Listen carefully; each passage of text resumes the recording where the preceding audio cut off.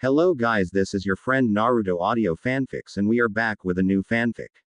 Which is what if Naruto returned from a ruined future, and Kurotsuchi fell for him?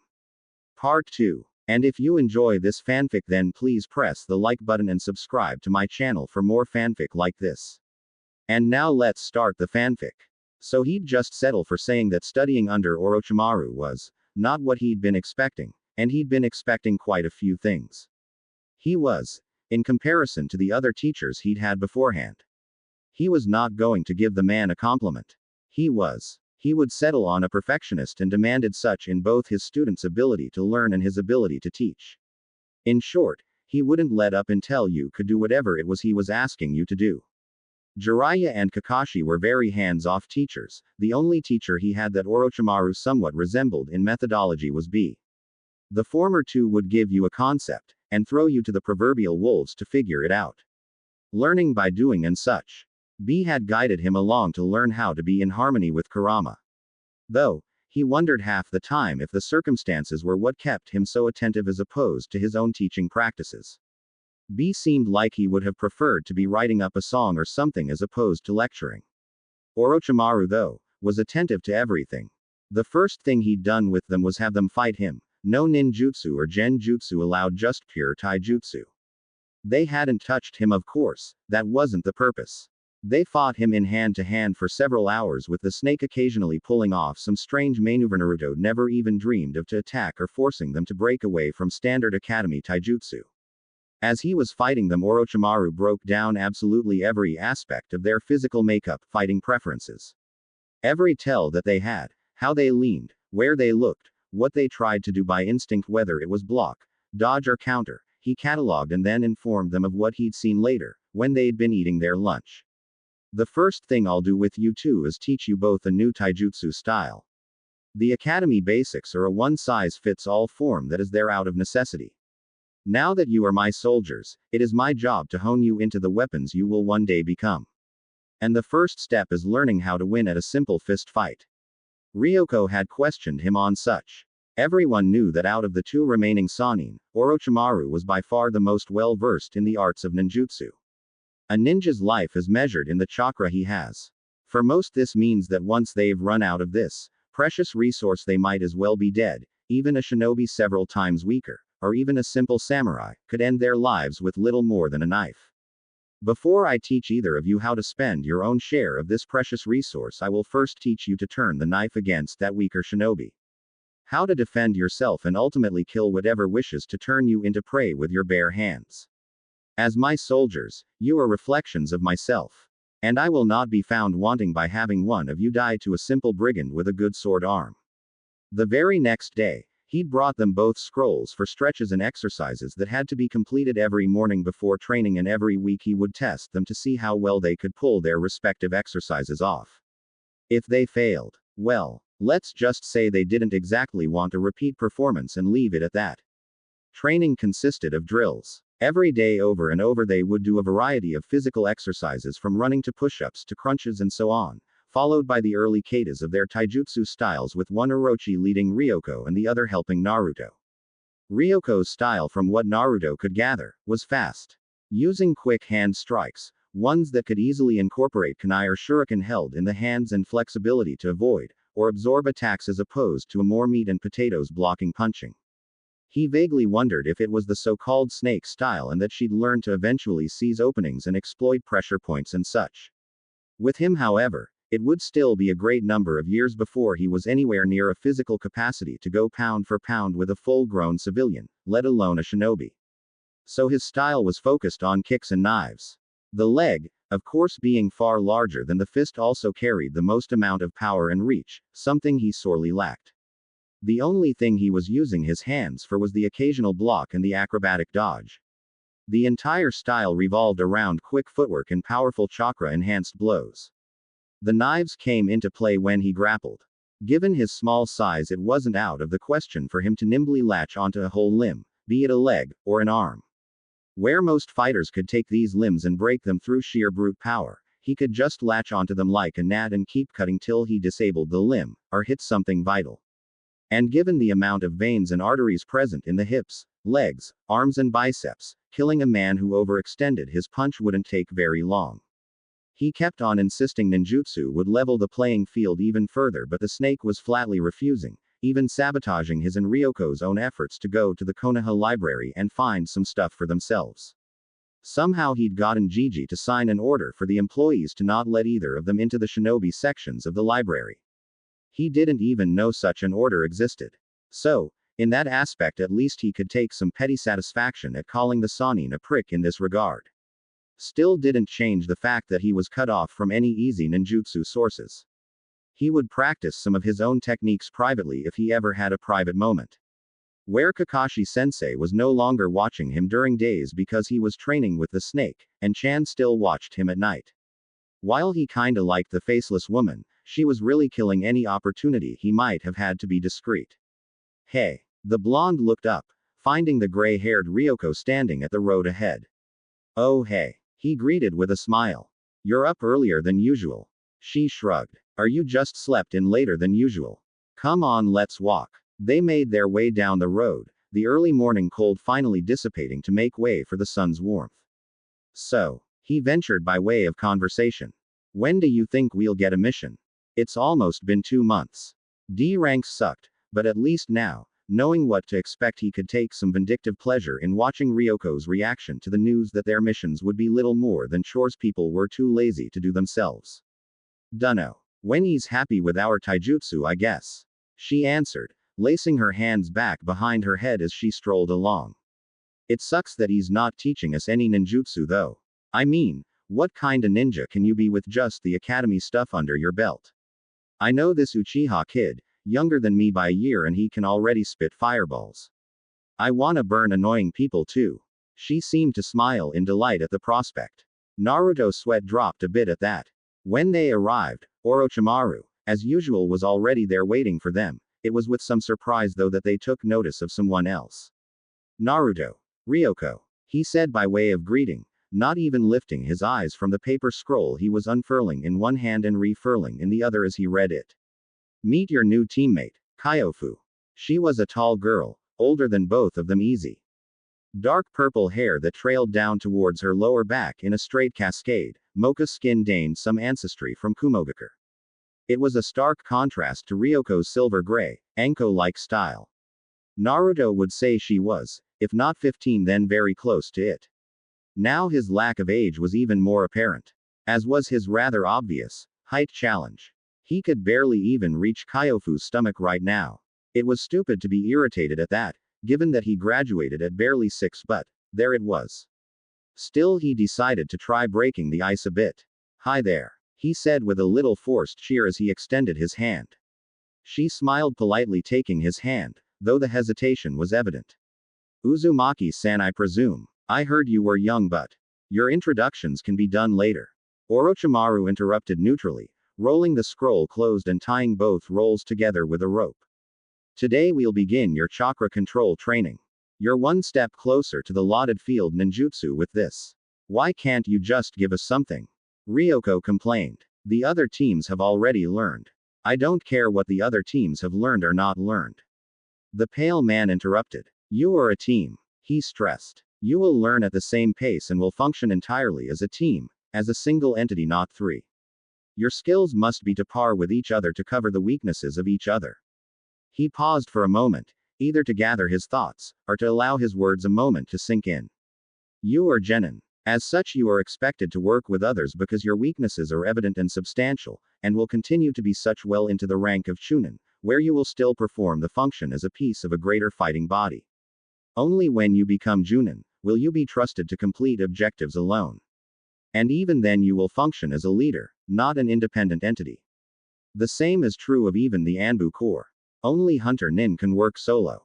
Naruto muttered to himself, but in the empty clearing he was heard easily by the others, with Ryoko and Kyofu throwing a quick look his way at the sound of his voice before returning their eyes to Orochimaru. And you are all a far cry from being Hunter Nin. He finished. Now if there are no further complaints, we will begin our exercises. -0. So how long have you been a genin? Ryoko asked as they sat in a semicircle. About 3 or 4 hours later they were eating some toilet paper tasting rations. Dry as bone meal with some lukewarm water. It didn't take Naruto long to get used to them again. She still made a face though, and Kyofu had seemed as surprised as either of them had been before. She too scrunched up her face like she'd just been punched in the throat. The raven-haired girl coughed, drinking greedily to wet her dry as sandpaper throat. 3 years now. My teammates managed to pass our second try for the Chunin exams. I was injured and couldn't keep going halfway through the test. Clearly it hurt her pride to admit as much. When are the next exams? Naruto cut in, his voice eager, a strange glint in his eye. A serpentine gaze took note of that detail. In about 5 more months if I'm not mistaken. She answered with a shrug. I've been on the reserves list for about a year, so I haven't been following. 10 minutes. Oro called out, warning them of the impending end of the break and the fact that they would soon have to get ready to continue their exercises. As tasteless as the damn things were, Naruto and Ryoko had learned quick enough to scarf them down before time was up. Luckily Kyofu followed their example. -0. It was approaching sunset when Orochimaru let them go. The evening sky lit up with flares of orange and purples as the sun dipped below the horizon. That was pretty intense. Their latest addition groused, wincing a bit with each step. We get to do it again tomorrow. Ryoko hissed, rubbing her stomach where her abs were currently making their displeasure known. Getting the concept of tree walking down had largely lost its luster when the Sannin demanded they each do a set of 30 crunches while hanging upside down from the tree. Their feet to the branches and heads to the ground. The pain had largely fractured her delicate knowledge of chakra control. Naruto and Kyofu had managed to hold themselves up though, much to her irritation. Naruto nodded. With 5 months left before the next exams, it was likely that they would get to ninjutsu by then, which was a serious supplement he needed to his punching power no matter what taijutsu style Orochimaru was trying to drill into. He paused, his heightened senses of the diluted nature chakra rushing through his coils, going off like a flare in his thoughts. There was a very familiar presence just a little ways off to the side. He grinned like a Cheshire cat.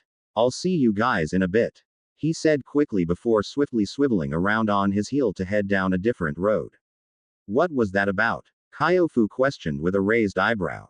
Ryoko shrugged. How should I know? Naruto meanwhile, very nearly seemed to slither between the people of the late evening, coiling through them like a bloodhound on a mission as he honed in on the presence that had caught his attention. He walked up to a raven-haired woman wearing a red and black hakama and haori, examining a piece of fruit on the market stand. He smiled as he walked up behind her. "And Chan!" he cried exuberantly, as loud and high-pitched as his 6-year-old voice allowed. The woman seemed to straighten before slowly turning around, one eyebrow hooked high on her forehead. "Naruto-kun," she said, onyx black eyes showing little surprise outside of the initial stiffening of her shoulders. Naruto grinned in response, quickly coming to 3 conclusions. 1. She was young. Well, younger than he thought she'd be. In fact, he'd say she may just be at Kyofu's age. Though she was an inch or 2 taller, which with the mask and voice muffling had probably attributed for her to seem like she was already in her 20s or so. 2. You're pretty, he exclaimed, as blunt and truthful now as he'd always been. The eyebrow arched up just a little further and a seldom-seen smirk graced her features. "Thank you," she said with just the slightest inflection in her tone to note her approval of the compliment. "Perhaps someday I'll say the same to you." Naruto smiled, happy at that he'd gotten her to joke, even if it was a little at his expense. And Chan was just so serious all the time. And 3. She was definitely familiar. He had seen her before. But for the life of him he just couldn't recall where. It was infuriating, like something just on the tip of your tongue or the edge of thought. She hadn't been an enemy, he knew that much. He could remember all the enemies. Especially those he'd had to put down more than once. So who in the hell was Shish? "Nei-san," another voice cried out, and Naruto turned to look only to freeze in place. Running towards them was a mini Sasuke Uchiha. Naruto's eyes darted from his one-time friend and rival onto and Chan, and back, his mind quickly forming conclusions that just as rapidly felt as though they were crashing into sudden brick walls, grinding every thought to a blindingly fast halt. "No way, Ototo," she said, kneeling down to be at eye level with her, now confirmed younger brother as he came in close. He could almost hear the crashing sound every upper cognitive function made when Sasuke stood in front of her, holding out a kunai pouch. Itachi, nay, can we get these? The little Sasuke asked, smiling as Itachi took the pouch in her hand. We can, she assured before handing it to him. But first you have to give it back. Technically, you just stole old man Ikisu's merchandise, Ododo. She chided, jerking her head to indicate a somewhat irritated-looking stall clerk. Sasuke blushed, nodding. Before he left though, he looked behind her. Who's he? Itachi turned as she spoke. This is. She paused at the sight of him. Naruto was an expressive child. But, as expressive as he was, one of the things she'd yet to see on his face was terror. It was plain as day to see on his face now. He was pale as a ghost, his pupils had narrowed down into pinpricks, she caught twitches in his fingers. Twitches that she could almost suspect to be quick draw motions. A reflex. But, that shouldn't be possible at his age. Uzumaki Naruto. She finished, standing up to her full height and keeping her eyes on the boy. Before she could fully gather her thoughts, Sasuke, normally a reserved child, stepped forward, oblivious to the myriad of emotions playing behind Naruto's eyes. Hi, Uchiha Sasuke. He extended his hand. Naruto seemed to snap out of whatever dazed stupor he found himself in fast enough to plaster on a brittle glass smile as he extended his hand to shake Sasuke's. Uzumaki Naruto. Future Hokage. He announced loudly. Hokage. He's never expressed an interest in such a thing before. She saw Sasuke opening his mouth to speak when she clamped her hand down on his shoulder, bringing his attention up to her. Go. She demanded gently, a subtle genjutsu layered into her words to make him more compliant. I'll get you the kunai in a bit. But give them back before Ikisu calls the police in on you. He nodded. See ya later then, Naruto-san. He called as he walked away. She was startled when Naruto immediately turned to leave as though there was a lash at his back. She grabbed at his arm. And when he turned, there was no mistake in her eyes, and she saw his fingers reach for a kunai pouch that was not there and his hand strike with empty fingers at what would have been the artery along her left inner bicep. There was no wild flailing, no wasted movements had that hand been armed, and had she been anyone else he would have cut her and made an escape before anyone was the wiser. That was an assassin's strike. She gripped his arm harder, now holding him still. With quick, subtle trickery, she ensnared those within the vicinity in an illusion, forming a clone to take her place as she vanished with her nighttime charge. Whomever was nosy enough to keep watching, believing that she had just sent Naruto off and turned to buy the goods with her sibling. In reality, she appeared 2 blocks away, on one of the higher rooftops for some semblance of privacy as she let Naruto, who'd been tugging against her, go. The frightened genin looked around, beginning to hyperventilate as his movements became slightly erratic. Naruto. Naruto. She called twice as he didn't respond to the first. Can you hear me? Do you know where you are? I. Were. He pants. His breathing is wild. The blood thunders through his temples, drowning out the sound as his heart pounds and pounds and pounds like it's about to burst in his chest. Were. In the marshes of Kusa. It's a skirmish. Wait. Was it? Yes. I'm fighting in the rear guard, a fighting retreat. Sakura is up ahead, leading the wounded. She is right. Or is she dead already? No. No, she dies, later. Sasuke's with me, or is it B? I can't remember. We're fighting what was once the Shadaime Tsuchikage's elite bodyguard Anbu. We're fighting back to back. But the mud is slick. Sasuke falls. Or, was it B? I go to pick him up, he gives me his hand. Someone grabs my arm. I turn, bury the kunai into the artery with an explosive note. It goes off, takes the arm with it. It doesn't hurt me, Kurama helps with that. And then we're in Konoha and Chan. He answers, smiling. I can see Gigi's face. He points. Her eyes narrow, leery. What happened down there? Down where? His eyes are still erratic, his heart is hammering beneath his so hard it hurts. But he's perfected this mask. An old well-worn friend, you could say. She's not fully buying it though. What she'd seen couldn't just be wiped away. Did you remember something? Or think you remembered something? There is screaming and blood, I remember that. The smell most of all. The sting of iron will never. Maybe. He scrunches up his nose. What are we doing up here? Weren't we in the market with your little brother? Yes, we were. She nods. What's the last thing you remember? Sasuke's his name. He smiled. I remember Sasuke's his name. A smile made of brittle, cracking glass. Naruto's always been a very expressive boy. She finds it unnerving then, that she can't read him right now. The one thing that hit him after he'd had time to calm down and recover from the shock of everything was a rather innocuous thing when taken into consideration on the grand scheme of implications. Itachi's present condition translated to. It could have been the fact that this meant any number of his friends could now be different genders. It could have been the fact that now, some people might not even be born at all if, say, the person's mother turned out to be a man and the father stayed a man. No amount of time-bending BS could ever recreate the genetic mix that had created them. It could even have been the fact that the Itachi he had known, or anyone he had known, might have some fundamental differences that were absolutely beyond his control. If their genders could be switched around at the drop of a hat, why not their personalities? Their outlook? Who's to say Itachi wasn't a psychopath this time, or that Hinata wouldn't be shy, or that Ino wouldn't be bossy? Tsunade had changed due to cause and effect. Jiraiya dead, Dan alive, so there was a reason. Here it just was. But that wasn't what hit him hardest out of this whole thing. If anything, it had been a passing thought. If it was that way, there was hardly anything he could do about it. He'd just have to roll with the punches as they came. If any of those things came to pass, he'd have to grin and bear it, so to speak. So no, that wasn't his biggest concern. What hit him the hardest was the realization that he actually found Itachi pretty. Now, Naruto had a difficult job. At the age of 16, now 18 if one added the years he's been living his new life, he'd killed more people than most men killed in their entire lifetimes. But that doesn't change the fact that, from a maturity standpoint, he was still very much a young man, wholly inexperienced with the nuances of life outside of his duty.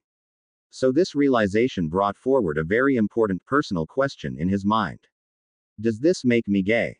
And this was the cause of his current state, sitting on his bed glaring out his window as the gears in his head ground on squeaky, rust-covered hinges to try and answer this, most pertinent of life's questions. He was so focused on his thoughts on this he actually jumped when he felt a tap against his shoulder. Turning around, he was surprised to find his team standing in his living room. Huh, what are you guys doing here? He blinked owlishly. It's 1 o'clock. You're over 3 hours late. Orochimaru drawled. Care to explain? It's daytime. Naruto blinked and it almost looked like he'd just come to the realization that it was, in fact, daytime. What the hell were you doing? Ryoko asked, crossing her arms. Naruto opened his mouth to answer when he thought better of it. I was contemplating the universe. The looks his team threw at him were just priceless. The snake shook his head first. We're late enough as it is. Get yourself ready and let's get to training. His words brought another impending little worry that had been nagging Naruto for a few weeks now. Actually, he ventured carefully, we need to take some missions. Orochimaru rounded on him. I'm sorry. I believe I'm the one who decides what this team does or does not do. Fine. Naruto drawled. Then decide where exactly I'm going to get the money to pay my bills next month. The Sannin opened his mouth then snapped it shut. Since I became a genin, I don't get any more money from the village programs. I've been living off my savings for the last 2 months, but by next month I'll be in the red. We have to take some. He paused, almost cringing at the word. D ranks in order for me to get some money. We are not taking D ranks. Orochimaru hissed and the snake actually looked dangerous, like the Orochimaru he'd been expecting for months now. Kyofu's eyes glimmered with adoration for her new sensei. We're not. He shook his head. If there was one person that hated D rank assignments more than Orochimaru, that person had yet to be found. How much do you need? Well, with the rent it's. Never mind. He dismissed with a shake of his head. I'll dump 60,000 into your account by week's end. Naruto's eyes bulged out of his sockets.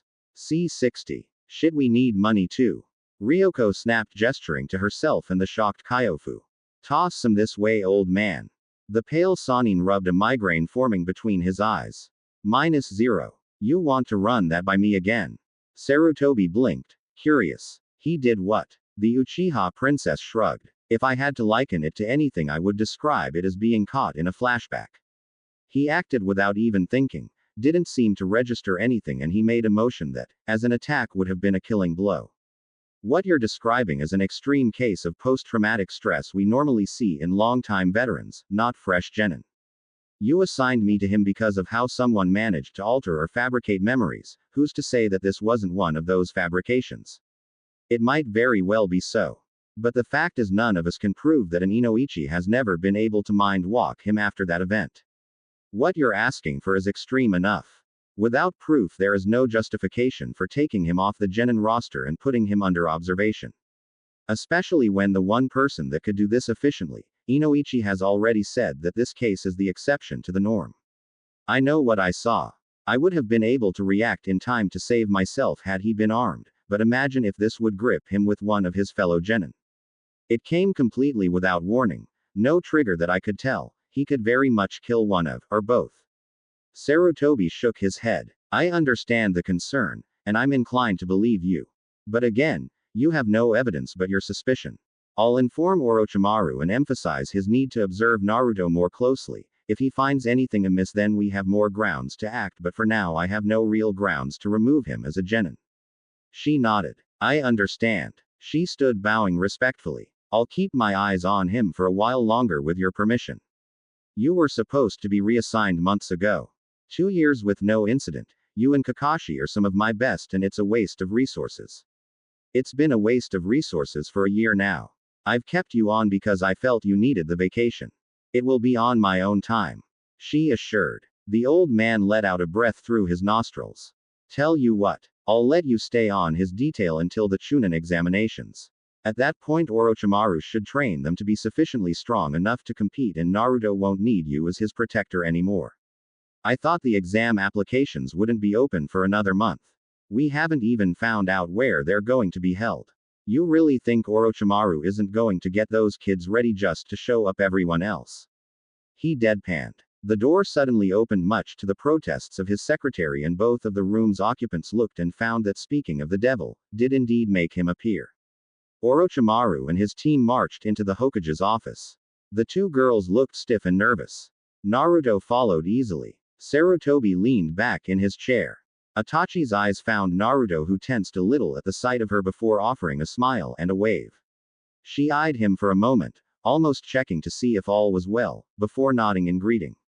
To what do I owe the pleasure? Sarutobi asked as he began to light the tobacco in his pipe. After much debate on the state of my own bank account and rapidly diminishing sense of charity, I've decided we need a C rank mission. Hopefully one a little on the high end, payment-wise. You're asking for a C rank and you've yet to take a single D rank assignment in nearly 3 months since this team was formed. Partially formed. We only acquired our latest member less than a day ago. Which means the teamwork on this team is handicapped until she acclimatizes, which D ranks are meant to do. D ranks are plebeian assignments made by people too lazy or busy to cut their own lawn. She's an experienced genin, already participated in a Chunin examination. Naruto and Ryoko have been teammates for several months. Ryoko's shown aptitude for teamwork and personal sacrifice in her genin examination. There's no reason for you to avoid the D ranks I've been looking to paste you with since I heard you wanted a team. Now the old man was grinning smugly. Orochimaru snarled. You've been dreaming of this, haven't you? With a huge smile on my face. The sadistic pleasure was almost palpable.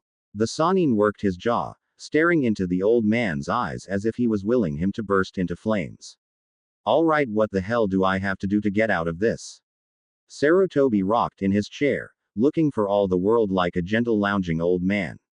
Nothing. I just really want to see you slog through these plebeian assignments. He smiled. How about I owe you a favor? You still owe Tsunade too. She hasn't banked them. And that's not even relevant. Okay, I'll tell you what. I'm, quite frankly, dying for a vacation. I'll give you your C rank. In exchange, after these next Chunin exams, I go off on a sabbatical for a week or 2, or 3, Tsunade will be left in charge and you will do absolutely everything she says during that time to help her out. Shouldn't she be banking on her favors for that? He asked. She'd try, he said, raising his hands in a shrug. But by the time she gets everything sorted, realizes and is willing to admit she needs help, my vacation will be done or you'll have skipped town on some pretense or other.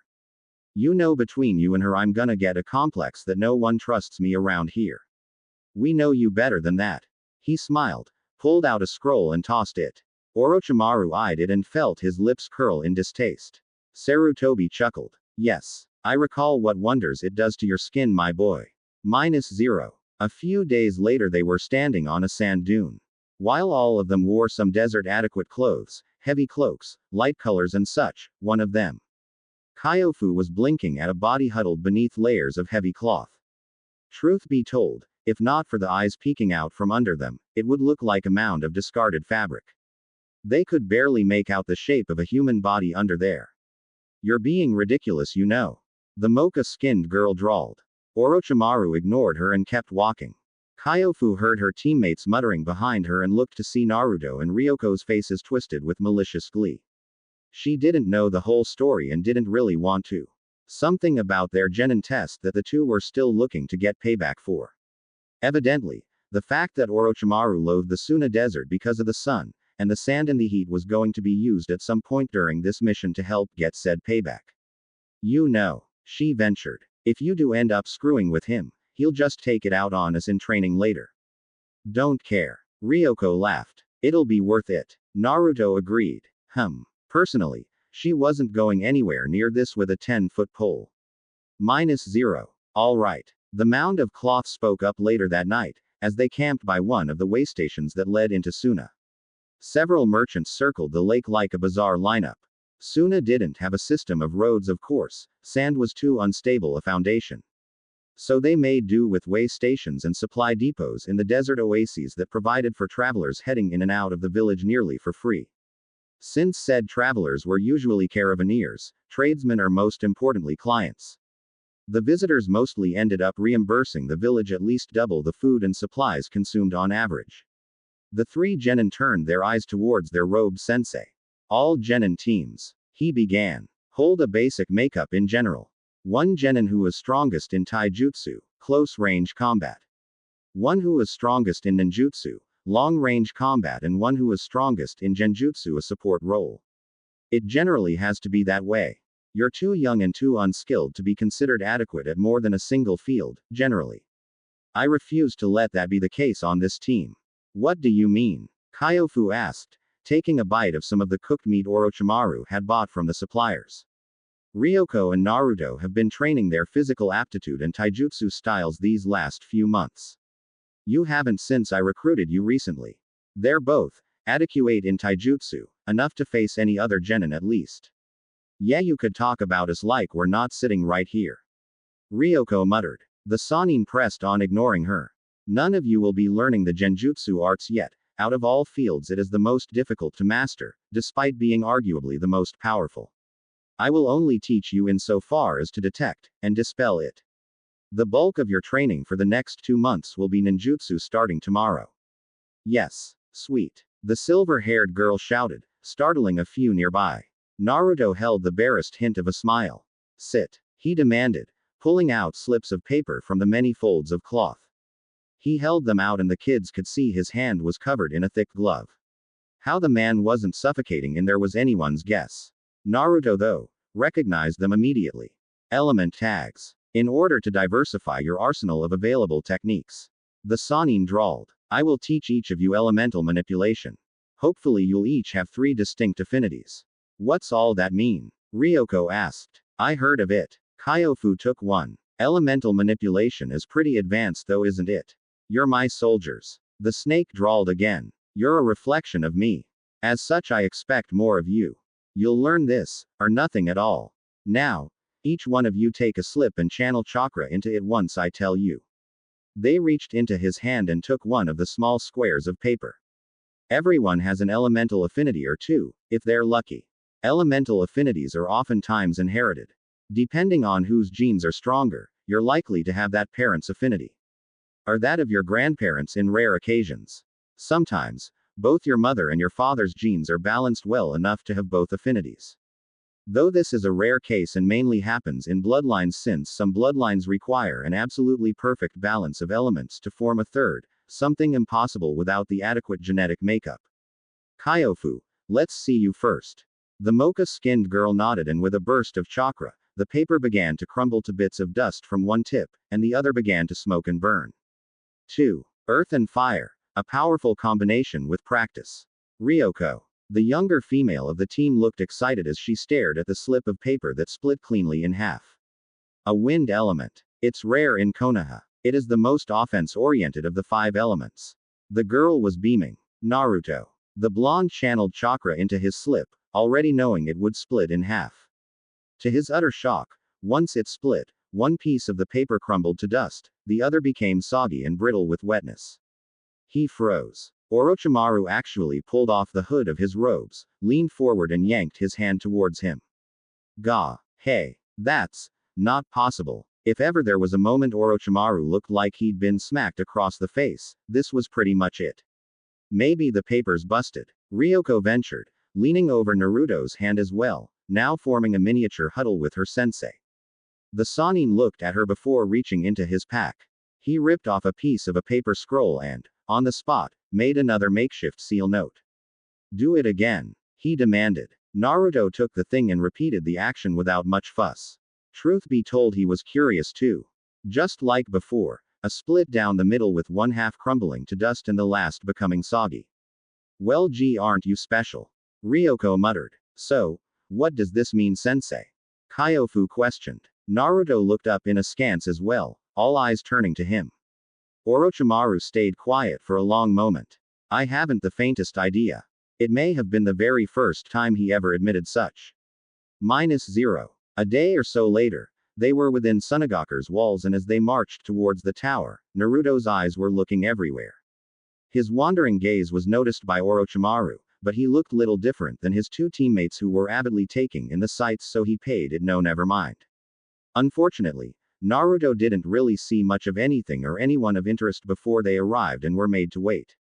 And wait. And wait. Ugh. This is boring. Ryoko hissed out for the 10th time. Practice your meditation. Orochimaru drawled as an answer. Oh, come on. Naruto joined, once more deciding to try and get the snake to budge. It's not like you need us here to deliver the reports. You can do that yourself. I could, he admitted. But your suffering brings me joy. It was more disturbing how toneless he made that sound rather than the actual words. How about you at least let us go out and practice the basics of element manipulation? Ryoko ventured. It would be more productive than just sitting here and complaining, sensei. Kyofu piped up. The gold eyes looked out from under the hood as if he was wondering if they actually thought him to be that stupid. I'm giving you 1/2 of an hour. Go out, take a look around and return within that time. If you do not, I will find you. Once that happens, you will not sleep tonight. I will force you to march all day tomorrow carrying thrice the weight you carried today. Am I making myself clear? Despite the rebuke, the 3 genin nodded, with Kyofu taking the extra step of setting her watch on a timer. Go then. He waved them away. -0.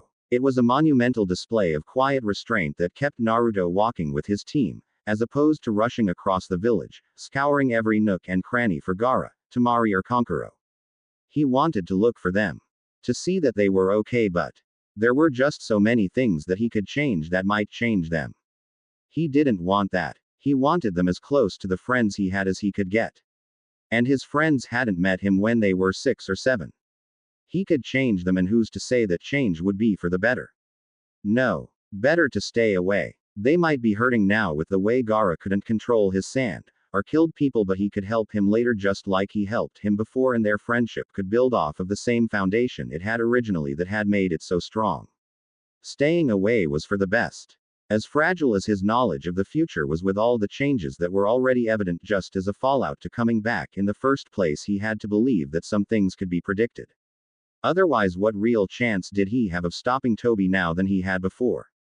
In the future, where he had Kurama's help, he had to believe, at least a little bit, that some things would hold true. Hey, hurry up, short stuff. He looked up. Ryoko and Kyofu had pulled ahead of him. Yeah, he sighed miserably. Yeah, I'm common. Something bothering you, Naruto-san? Nah. He smiled as he caught up. Just thinking about some stuff back home I gotta get to. Need any help? She asked. Nah. He thought of something. Hey, you guys wanna get something to eat? He was about to blurt out that he knew of a great sushi bar Temari had shown him when he bit his tongue at the last minute. As long as it's quick. Ryoko agreed. I'd rather not find out if the old man was dead set on that time limit. What's up with that anyway? Suna's our ally, so why is he so paranoid? Don't you remember that Suna fought against us during the war? Tsunade-sama's reputation as a medic was born from her ability to counter Suna's poisons. Especially those of Chio-san, their greatest puppet master at the time. Kyofu answered easily. Oh yeah, the younger girl said, thinking. Guess that would entitle him to hold a bit of a grudge. -0. That night they stayed within the village walls in adjoining rooms. The genin had the room beside their senseis to sleep in, but for the time being they were all in Orochimaru's room, all three practicing their elemental manipulation before going off to sleep as the Sannin read from another scroll, this one he'd picked up from Suna's library. Kyofu was trying to burn a piece of paper between her hands, rubbing them together to help with the heat. It was supposed to help according to the snake. Ryoko and Naruto were struggling to split leaves. Actually, Ryoko was struggling. Naruto was holding back to not make her feel bad. Being the only one of the team with a single element, to see him master it with such supreme ease to boot would have made him feel like crap if the shoe was on the other foot. So he was holding back a bit for now. He'd make sure to get it down privately. He could do it, but his control was a little off. The cut wasn't quite as clean as he could once make it. Still, the three elements thing had thrown him for a loop, to say the least. Orochimaru had vowed to look into it the second they were back in the village and would be informing the Hokage along with the rest of the team. Naruto wasn't sure what would be the fallout of this, apparently huge, thing. But the next few months would prove to be very interesting to say the least. -0. It was 3 days later that Orochimaru found himself sitting in Sarutobi's office, his genin standing behind him. Come again. The Sandaime pushed his reading glasses up the bridge of his nose before deciding against it and pulling them off to look at the 4. Naruto has 3 chakra affinities. The Sannin drawled. Did I stutter? The old man glared. If this is another of your jokes. It's not. He interrupted before gesturing to the boy behind him. See for yourself. The god of shinobi looked as though he couldn't decide whether to take him up on his offer for the elation of it actually being true, or fear of the disappointment followed shortly by irritation if it turned out to just be some elaborate joke. Then he pushed back his chair. Come here, Naru-chan. I'm not for. The blonde hissed as he marched forward, ignoring the snickering of his teammates. Sarutobi didn't answer, rummaging through his desk before finally giving up and drawing the seal himself on a loose piece of paper. A whole sheet, to make sure there were no mistakes. He handed it to the blonde leaning back in his chair. Now, do what you did with Oro-kun. Naruto gripped the page in one hand and channeled chakra into it. It split, soaked and crumbled. Sarutobi looked about ready to have a coronary. Would this be a bad time to mention that I've decided to nominate my team for the upcoming Chunin exams to be held in Iwagakure? The serpent drawled, and this time, the old man choked on the tobacco smoke as 3 children swiveled their heads around to look at the snake in some surprise. One though crossed their minds. Iwa. Yes. You mentioned that. The other said in a lazy drawl, smirking as he watched the elder pace the room like a caged animal, looking for all the world like he wanted to hit him for being so glib. Are you crazy? Or is it your personal job in life to assure I suffer a migraine every day? There were few times the famed god of shinobi could ever have been said to have lost his temper or raised his voice, but right now his voice was barely an octave below shouting. Maybe my need to give you a permanent migraine has driven me crazy. And now he figured he should really stop before Sarutobi decided one surviving student was enough for his tastes. He opened his mouth then closed it, deciding to think a little more before he'd speak this time. What exactly is your objection? He figured he could get Sarutobi to line up the proverbial ducks for him to shoot down. But perhaps he should have chosen his words a bit better if the look of murder the old man was throwing him could be taken as an indication. My objection, he spat, is that you're nominating team for the Chunin exams that barely has a week's time together, as a whole team. My objection is that, not only by your reports but the genin statements, you've nominated them while only having taught them physical and chakra control exercises. My objection is that they've barely learned any team formations or jutsu since leaving the academy.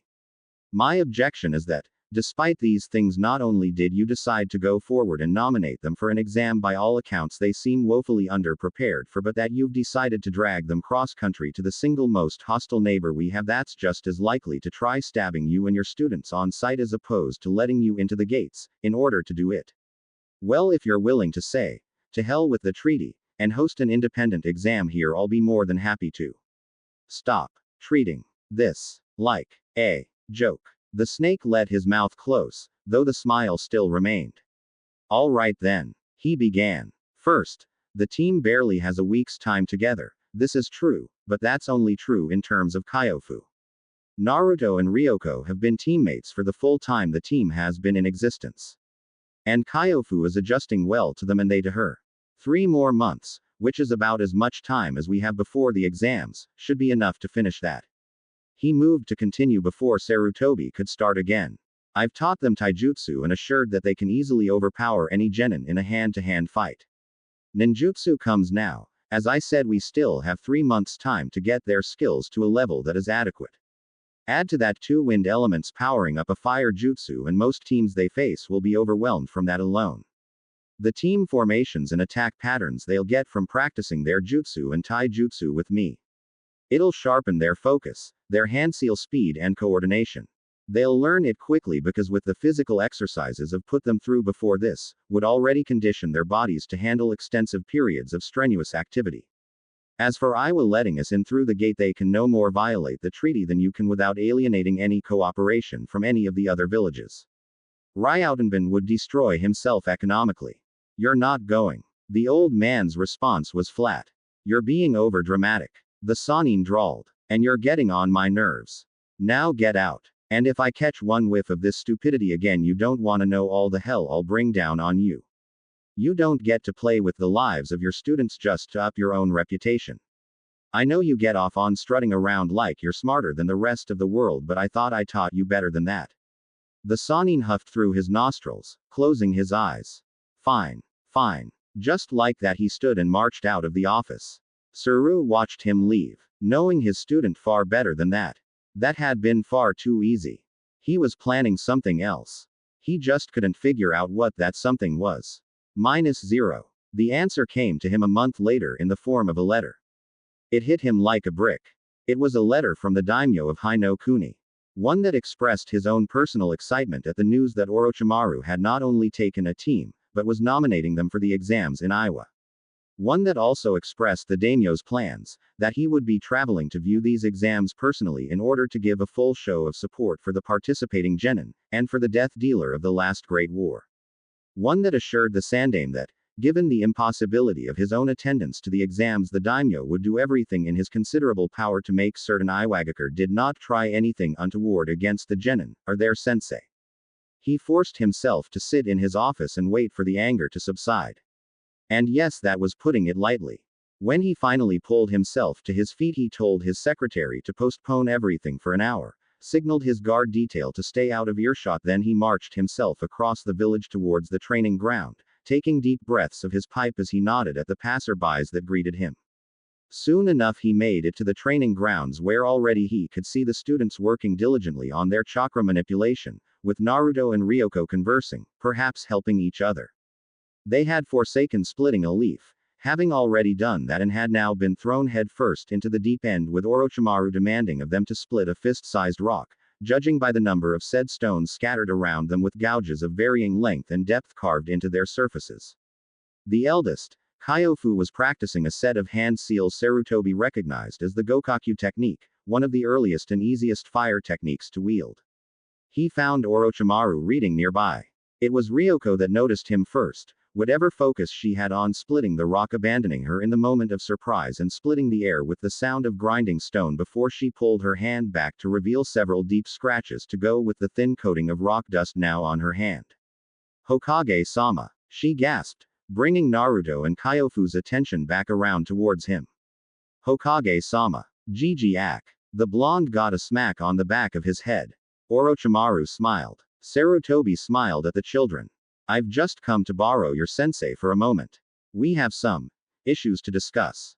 The Sanin rolled up his scroll, stood and began to march towards him, that ever-present smile still on his face. None of you are on break, keep practicing. He demanded before marching up to Sarutobi's side. The old man turned and walked without a word. They were quite a distance away when Sarutobi finally came to a stop in a random place in the training grounds he deemed sufficiently isolated. You know, he began, speaking softly, eyes closed, mouth set in a grim, thin line. I don't set a great deal of rules here, especially not for you and Tsunade. I have a tendency to play favorites, that's always been one of my biggest problems. Oh, I nev. Be quiet. The word was such a deadly hiss Orochimaru's mouth immediately snapped shut, and the ever-present grin fell off his features. Given that fact, maybe I was wrong in my thinking, Saru continued, but I believe that when the time comes that I do give you an order, make a demand, even a request, it's not entirely unreasonable to expect that order to be followed, distasteful as you might find it. He turned and looked at him for the first time in the conversation. Tell me, is that an unreasonable expectation, Orochimaru? No. It isn't. Evidently you've become rather apt at lying. The words were a growl, but Sarutobi's features never shifted from stern indifference. The younger man had nothing to say to that. There was a heavy silence between the two of them, and Sarutobi stared into Orochimaru's eyes, disapproval shining through every fiber of his being as he looked on the man with eyes the man could barely recognize, let alone stomach now that they were directed at him. Disappointment. You have your nomination, he drawled. You get to go to Iowa with the daimyo's delegation when they arrive. His voice never rose, it never seethed or hissed. But they were reverberating through him like a thunderstorm. If you never believe a single word I tell you, believe this. If anything happens to those children, if we lose any of them as shinobi, I'm holding you fully responsible. I'll strip you of your rank, and lock you into a cell for the next 10 years as a start. The Sannin tilted his head to the side a bit, the smile returning and staying there. And if they win? The disgust that decorated the older man's face was like a punch to the gut. That's all that ever matters to you, isn't it? Winning. Being better than everyone. That's not how the world works. It's always been how it works. He defended. We won the second and third wars by being better. We've remained the strongest of the 5 by being better. By winning. We lost Jiraiya because Hanzo was better than us. Individual strength is what carries a shinobi to his rank, his reputation, his prestige, and his survival. It is how this world works. It's best that they learn that. And yet here you are standing on the shoulders of children to give some boost to your own. You're putting their lives at risk, and risking open war if something happens to the daimyo, to serve your ego. And it's sickening. The last word was said with palpable fury. Sickening or not, he shrugged. We're going. The old man squared his shoulders, lips pursed. For my part, one hope you find it worth it. You don't have to develop some complex about people not trusting you. Because I'll tell you flatly that I don't trust you anymore. You've lost that privilege. The serpent blinked. Let me not waste any more of your precious time. You have 3 genin to get ready for an exam after all. To a passerby, those words were not laced with venom. To Orochimaru, they were dripping with it. Then he turned and began marching away, back towards his office. -0. You know now that we're practicing jutsu that are meant to be used as a team to overwhelm the opposition, we're going to have to start practicing some team formations. Kyofu said, gathering some of the Ichiraku noodles on her sticks. Doesn't that need practice, opponents? Ryoko asked as she noisily slurped down her own mouthful. MBRGHBs, Naruto nodded, stuffing his face. They couldn't tell if it was agreement with either of them or a compliment to the chef. Sensei can make solid clones, she said. We'll have to rope him into it somehow. Maybe he can summon some of those snakes for practice too. The mocha-skinned girl smiled. It was no secret by now that one thing she was interested in the most was learning the summoning jutsu. It wasn't even the snakes she was particularly interested in. She was just fascinated with the fanciful stories that had wandered in her youth about the Yondaime and the Sannin charging into fierce battles on their legendary summoned beasts Manda, Katsuyu, and Gamabunta. MBHR. Again Naruto nodded. Hey, know what else we should do? Weapons. I heard Sensei's a master swordsman or something. He's supposedly got this really strong sword. We should get him to teach us. We only have a few months though. Kyofu warned. That's not nearly enough time to learn kenjutsu enough to make a difference in the exams.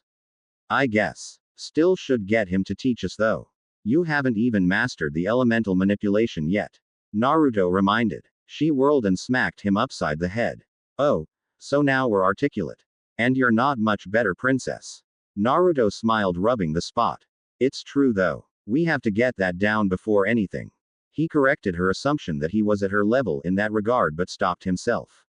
Yes, and if Naruto-san and I could have access to 2 affinities by the time the exams roll around, we'll have a much greater chance at winning with combination attacks and a more diverse array of tactics.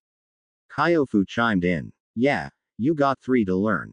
Ryoko scratched at her chin, smirking. Better get on that weird gift of nature. The blonde laughed nervously. That had hit a little too close to home. He'd thought long and hard about that little revelation during the Suna mission. More than that, he went and did some research, or tried to. Books were never his strong suit. But ultimately he came to a conclusion. There was no natural way this could happen to anyone. So that just left some unnatural theories. 2 of which, Kurama and his jump, could be easily ruled out. Kurama hadn't gifted him with any chakra elements back in the original timeline, not even when they were friends, and even if this Kurama for whatever reason chose to do so, or could. He was gone by the time the Naruto here was only 4 years old, a time period where, as a Jinchuriki, his coils were still adapting, contorting themselves as they grew with him to hold the demon. He didn't think it was likely that amongst all that chaos Kurama had managed to mutate him further with 2 extra affinities. As for him jumping back in time causing it, only his consciousness, or his soul, survived the journey. There was nothing physical that translated to this reality, so chakra and chakra affinities shouldn't have been a factor from the life he jumped from onto this one, or vice versa. So there was only one thing he could really think of. And it was the seal he'd stuck on his leg while he was still in the academy. The one that was like an IV drip of nature chakra into his system. Out of the 5 elements, what were the 3 most abundant in nature? Wind, earth and water. Nature chakra went into his system carrying those elements, then dispersed. And it's been doing that during the last stages of his chakra coil development, for quite some time now. So he'd unwittingly mutated himself. At least that was his thinking. He could almost hear Sakura's disapproving tone hovering behind him at his carelessness. -0. When Orochimaru opened the door to his apartment, he couldn't stop himself from rolling his eyes, a snarl curling up his lip. Don't you have someone to dissect and call it nurturing? Tsunade's stirring of her tea faltered for a moment before resuming. What crawled up your today? She questioned. She didn't know then. Nothing. He hissed. It's just been a long day. He stepped into his apartment, beginning to remove the kunai and shuriken pouches and setting them into their proper place. Does it have something to do with sensei going to see you? He sucked in a deep breath through his nostrils. Are you playing coy to drag this out, Haim? That's not your style. Well, truth be told, she took another sip of her tea. I'm not sure what happened. One minute I'm in my office, next thing I know someone's telling me sensei marched out looking like he wanted a new snakeskin wallet. He looked at her. Come on. She shrugged. You know how this works.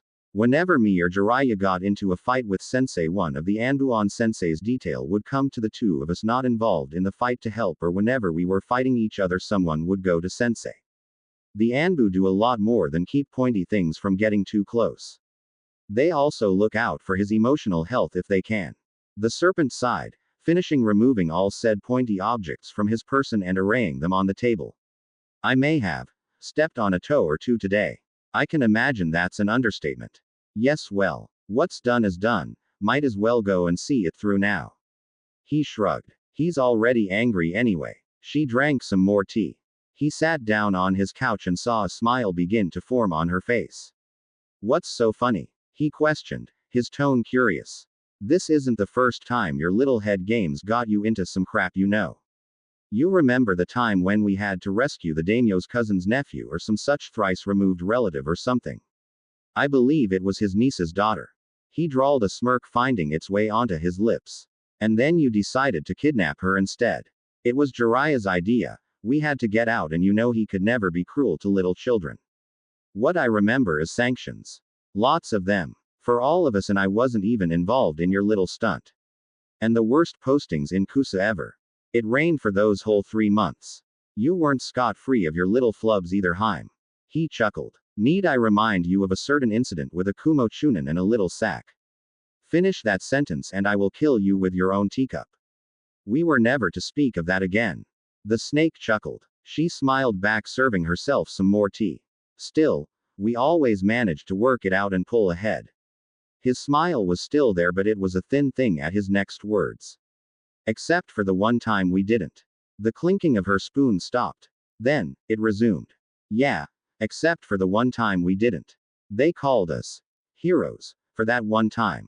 That might not happen this time, at least, not on a level that matters. What exactly did you do? I'd rather not get into it. If I say, then you'll just get mad and then I'll have to argue with you for 3 hours until you try to punch me or destroy half my apartment, and I'm just not in the mood. You'll find out through the rumor mill in a few days anyway. Then you can come back and try to kill me when I'm in a better mood. She shrugged. Suit yourself, I guess. Wouldn't it be better just to get it all over with in one day though? It would. But you nag. I do not. Old women do that. You said it, not I. He laughed. She threw the teacup at him. -0. It was 3 weeks away from the exams when the Sanin and his team stood in the village square, with the 3 students decked out in their finest clothes, bought and provided by their sensei upon a strong suggestion from the Hokage. It wasn't every day, after all, when they were to meet the daimyo of Hino Kuni. This itches. Shish. Kyofu hissed. The blonde grumbled. So far, half the village had turned up, lining the roads for a look at their seldom seen ruler really. Ultimately the cage answered to the daimyo. The other half was probably there too, just hiding better. It wasn't long before they heard the beginnings of the fanfare, with a lone horseman carrying the daimyo's standard across the village, his horse galloping ahead of a small column that trotted through the village gates, crimson banners and gleaming sets of armor, swords and spears. When one entered a militaristic village, one did so as a military leader. He rode at the column's head, a man far younger than Sarutobi, 30s or early 40s at most. All his hair was still raven black in a top knot over his head. His beard framing his mouth and chin was neat and trimmed, skin slightly more tan than most Hino Kuni citizens. 2 swords were strapped to his waist. The most surprising thing, though, was his armor. It was made of wood. Wood scales like a dragon's hide covered the arms and legs in overlapping patterns. Curved pauldrons looked sturdy enough to knock down a door. The curia had the leaf symbol and the daimyo's name etched onto its front. The helm, which was under his left arm, depicted a dragon's head, fangs and scales and eyes that seemed unbelievably detailed given that it was a carving. Betcha he won't do well against Uchihas. Ryoko snickered. He might. Kyofu corrected. Every piece of that armor was supposedly made by the Shadaime himself. And the swords he has were forged by Madara-sama as well. Bet that costs a pretty penny. Naruto thought. If it was even true, of course. A lot of power could be held in mere rumors. If it wasn't, then the daimyo was either really brave or really stupid to be walking around in a suit of wood in a place where people could breathe fire. The man dismounted from his horse back straight, shoulders spread. He handed off the helmet and marched up the stairs with little pomp or ceremony, making a beeline straight for Sarutobi, several of his guard following close behind. Hiruzen stood in the full regalia of his robes as the Hokage of Konohagakure. The man marched right up, spread his hands out and smiled as he enveloped the older man in a hug that seemed to dwarf the elderly ninja. It's been too long, old friend. He said, loud enough for the words to carry across the space. It has. Sarutobi answered, much more soft-spoken. The younger man pulled back, crow's feet showing as he smiled. I only hear from you on formal occasions and funerals. We don't talk anymore. Why is that? Forgive me. Sarutobi answered. I've been so focused on managing things here that I've neglected other aspects of things that are not bound by duty. The message was clear. We're still weak. The Third War had barely been over before the Kyuubi rampaged through Konoha, killing a third of their standing shinobi forces at the time. Couple that with the grievous losses of the Third War itself, and Konoha had lost nearly half of their fighting force, 600 to 700 ninja of all ranks. Some of that number was mitigated by the decree that all retired ninja were to return to active service. Still, retired was retired for a reason. Mental health, crippling injury, old age. They weren't what they once were. Many of the young office clerks and assistants had been drafted to field duty. Given that the academy graduated 1 class per year for an average of 30 to 40 students, that meant that in 6 years they'd only recovered, numbers-wise, 200, of those 700 that had been lost. When taking into account the inevitable casualties, that number was cut down even further. The only thing that consoled this was the simple fact that Kumo, Iwa and Suna had all suffered their own wounds in the wars. It wasn't called the Great War, simply because Konoha participated. Endless, unremitting war was fought across every border line and territory in the continent. But even so, Kumo's aggressive military expansion and the known fact that they, just like Iwa, possessed 2 Jinchuriki made them the most likely to actually be held as the strongest village, not Konoha, whose Jinchuriki, while a prodigy, was still just a genin, and their Kage was an aging man well past his prime, which was not the case of the Yondaime Reikage. In truth, the one thing that was bolstering the village numbers the most, ironically, were the clans. The remnants of the Senju and Uchiha, despite not inheriting the powerful bloodlines of their founders, Madara and Hashirama, both clans kept strict training programs even for distant relatives that had married outside the clans and had adopted different surnames. Sometimes the children weren't even enrolled and simply nominated for the exams. The same held true at times for the Aburame and the Inuzuka. These were the people pumping more recruits into the village rather than civilians who sometimes forbade their children from becoming genin at all. Still, 40 per year. And that's only if every team passed their exam. The daimyo smiled. Message received. I can imagine. But now we can see the fruits of your labor.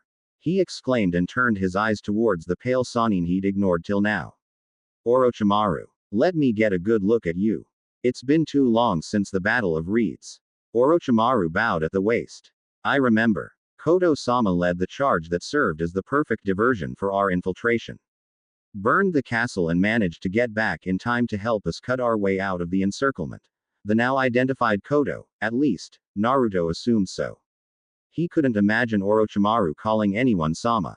I'm looking forward to seeing this team of. He paused, looking them over for the very first time, freezing his gaze on Naruto. His mouth hung open a little and Naruto saw him swallow. What is your name, boy? My name's Uzumaki Naruto. He answered. Who are you? Show resp. The daimyo held up his hand, silencing his guard's rebuke. A smile danced on his face. I trust. He began. You'll give those Iwa nin quite the show, won't you? The question was rhetorical, and before Naruto could answer, the man turned and looked at Sarutobi and Orochimaru. Both men's faces were calm and placid, reflecting nothing as their liege all but beamed at them. We are very pleased, he said with a hearty laugh. And now it's time to please you. Come. We bring gifts from the capital for all of you. At those words, some more men stepped forward, these carrying crates and chests between them. They were led by a younger man who bore some likeness to Kodo. He couldn't be older than 18 or 19. He bowed, greeting the men formally as the soldiers behind him did the same. Sarutobi, Orochimaru, this is my son, Takechio. They bowed. And, the daimyo paused again, his eyes blinking for a moment before his smile became megawatt bright. Tsunade. He yelled, hands flying open to embrace the woman. Tsunade for her part masked the rather permanent scowl she'd been wearing for the last few days or weeks, really, ever since she discovered just why Saru was pissed at Orochi. Now she was pissed too, but Orochimaru did a stand-up job of avoiding her for nearly a month, ducking into hidey holes and safe houses he had scattered throughout the territory. He could have just faced her and fought like they usually did, but he was enjoying the fact that, eluding her, just pissed her off more. Today her scowl had been no different, and she wasn't at her sensei's side for the sole reason that Sarutobi feared she might try something incredibly embarrassing given her temper and Orochimaru's willingness to goad said temper. You'd never know from the smile and the hug she returned. She seemed genuinely happy to see the daimyo, and he was definitely happy to see her. Kodo. No one missed the lack of Sama at the end of that. Been too long. Quote. Now why are you hiding all the way back here? He asked, pulling away and looking at her. Got here late. She smoothly lied. Some idiot banged his head and I had to patch it up. You know how it goes. Got to squeeze in here just before your guy rode up with the flag. The man smiled, then he looked behind him, gesturing as he spoke. Oh, I've not introduced you to my son, Takechio. The younger male stepped forward with a pleasant smile, bowing in respect. Tsunade bowed back. Never met a prince before. Nor I. A work of art, miss.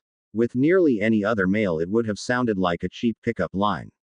But the little Prince Ling actually made it work somehow, even as Naruto choked on his own spit somewhere behind them. Then the prince's father walked up behind him. Thin nose, strong jaw, high cheekbones, fair skin. You'll have beautiful children together. Father. The younger man gasped, appalled and blushing furiously. Tsunade didn't meet their eyes and didn't say a word, instead she raised up her hand, showing off the ring. The daimyo's face contorted in pain. Oh my girl, you wound me. He patted his son on the shoulder as though consoling him on the loss. Who is the lucky man? I must meet the man who ended up taking away my dreams of beautiful heirs. You're a shameless flirt, you know that. Tsunade chuckled as Dan coiled his arm around her waist, bowing as best he could while keeping a hold on her. Don't tell my wife, he quipped in response before he looked at Dan. He frowned.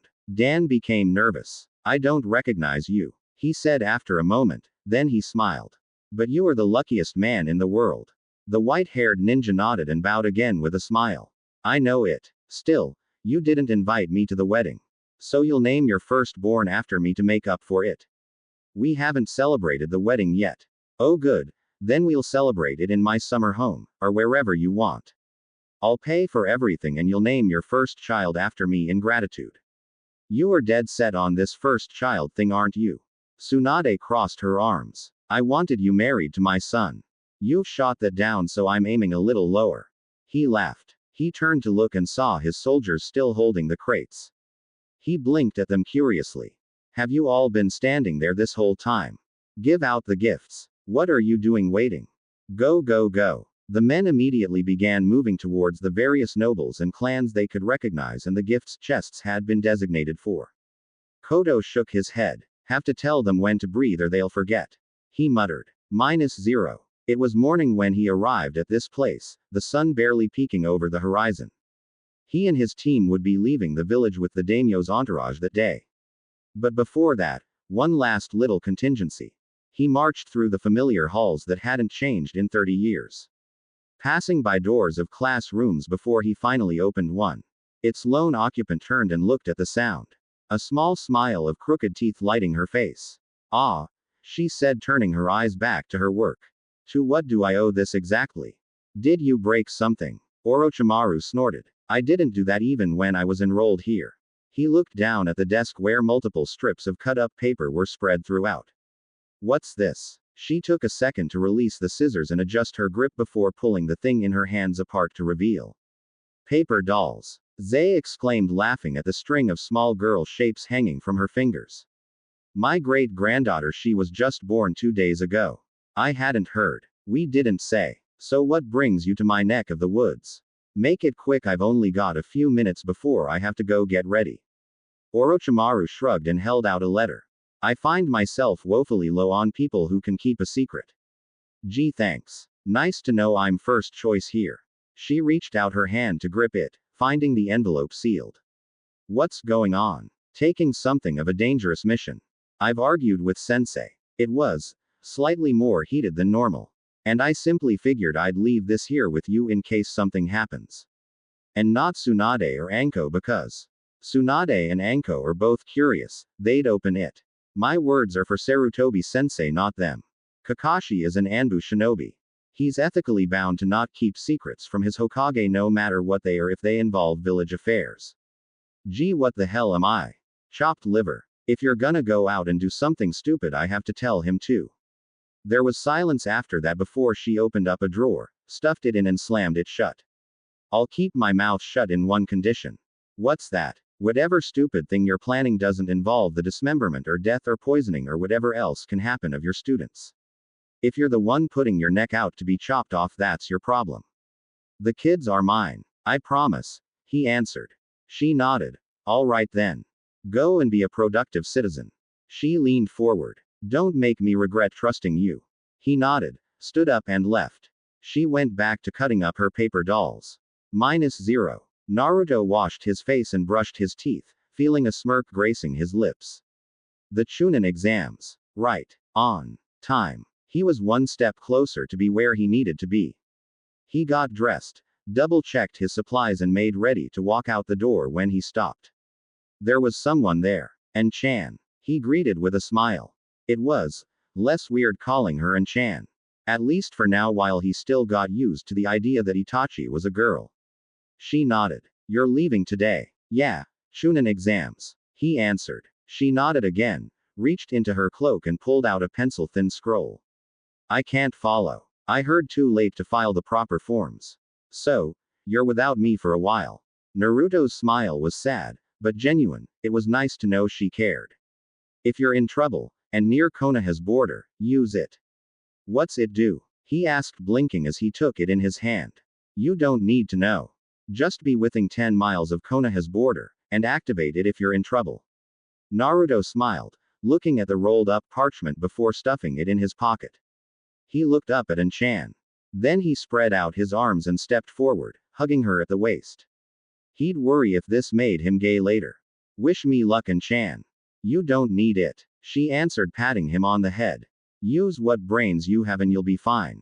He looked up and smiled at the expressionless mask. She tilted her head to the side, reminiscent to that first mouse and hawk feeling he'd had when they first met. When I return as a Chunin, you're treating me to Ichiraku's. She nodded, even though he knew she hated ramen. You and I have been playing this game for years. He said. We've done this, over and over and over again ever since I took on my responsibilities. It has to end already. This is unhealthy and one of us will end up killing the other if it doesn't stop. So how about a truce? Onoki-sama, someone called. The diminutive cage turned, glaring at the Chunin at the door. What? The young man blinked. Who are you talking to? And why are you standing on your desk? The cage looked down at his feet standing on polished mahogany. Directly across from him was a stack of paperwork that, even with him standing at the same level, was still taller than him. He narrowed his eyes menacingly at it. He reached up, picked up a chunk of it and plopped it down on the desk, leaving the main stack at just below his chin. Nodding to himself in satisfaction, he turned back to the Chunin. Never mind that, he dismissed. What have you got for me? The man fully opened the door, revealing more paperwork in a cart. Chunin application forms, border entry requests and a few other. The Tsuchikage slapped his forehead, dragging his hand down his face as he droned him out. He turned to glare at the stacks he already saw. He blinked when he realized that the main stack was taller than him. They're breeding. Somehow he had a feeling that this was going to be a long day. -0. For the group of children, especially Ryoko, the novelty of riding a horse vanished rather quickly. Horses sucked. They stunk. They bounced. They chafed. Left you sore for 3 days after you got off, and they stole your ramen. That last part held true only for one of them, but the point still stood. Horse riding was not faring well with them. Given the fact, however, that they needed to travel with the daimyo, they couldn't run at ninja speed and walking would just slow everyone down, so they were stuck with this. They were on the last leg of their trip, only a few hours from Iwagakure after nearly 4 hours ride already. My lord. One of the samurai. How long do you think? The man asked, patting his beast affectionately. Until noon at least. The samurai responded. All right then. He seemed ready to dismount when a ghostly pale rider marched up beside him.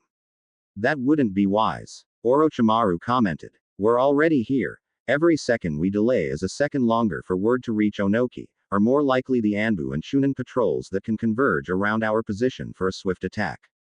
We should get through this as quick as possible to reach the neutrality of an official Chunin exam invitation. The daimyo considered. All right then. He looked at the samurai.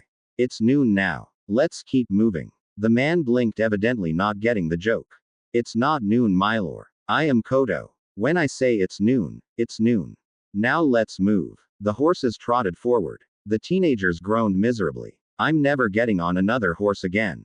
Kyofu growled. I'm never leaving the village again. Ryoko offered. I'm going to eat them. Naruto promised. Chop them up. Put them in ramen and eat them. The two girls tossed him a look. Evidently Naruto could get violent if you stole his ramen. They rode through the woodlands. Where Konoha's forest was dense with oaks and other such trees, the colder climates of Iwagakure's mountains in the north were thick with prickly pine trees whose heavy scent was like a heady mist in the air. They're here already. Orochimaru hissed towards the daimyo, and Naruto's ears twitched 2 horses behind. Turning his eyes towards the trees, he searched, finding nothing but the rustling of leaves in the wind to indicate a shinobi. He spread out his nature-enhanced senses, feeling the chakra signatures around him. His teammates first, Orochi's stronger presence second, the strongest here. In the trees though, he found 6 others. Very close. He trailed his eyes straight upwards. He still couldn't see anything. Junin then. Junin or Anbu. They rode on through the day, and more ninja, all in various states of fatigue or lack thereof, gathered around the column as it progressed, all staying out of sight, though some less experienced members slipped and let themselves be seen by him. The men could actually feel the pounding of their horses' hearts and their winded breaths against their shins by the time the walls of the village came into view.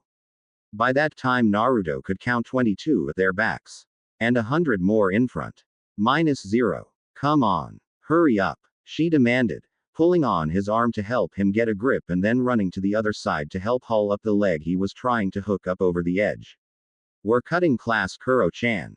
The boy huffed and puffed, struggling to climb over the edge of the roof that was connected to the walls. Come on. What would you rather do? Sit and listen to Mebuki-sensei talking about Shadaime, or see what's coming this way that has everyone in such a fuss? We'll get in trouble. Akatsuchi grunted, finally pulling himself up and over the edge. Not if you hurry up. Come on. -0. No. Get out. I refuse. Sir, you can't refuse. You're the Tsuchikage. Was the secretary's droll response, carting in yet another load of forms. This is slavery. It isn't, sir. You get paid. It's cruelty and unlawful torture of the elderly official. There's no such law, sir. There is now. You'll have to sign a form for that, sir. Thunk. Sir, pick your face off the desk. It won't help you. Onoki glared at her. His secretary was a professional. Non-shinobi. Wore simple but proper dresses for her post. No nonsense. Always on time. Responsible and constantly on top of everything.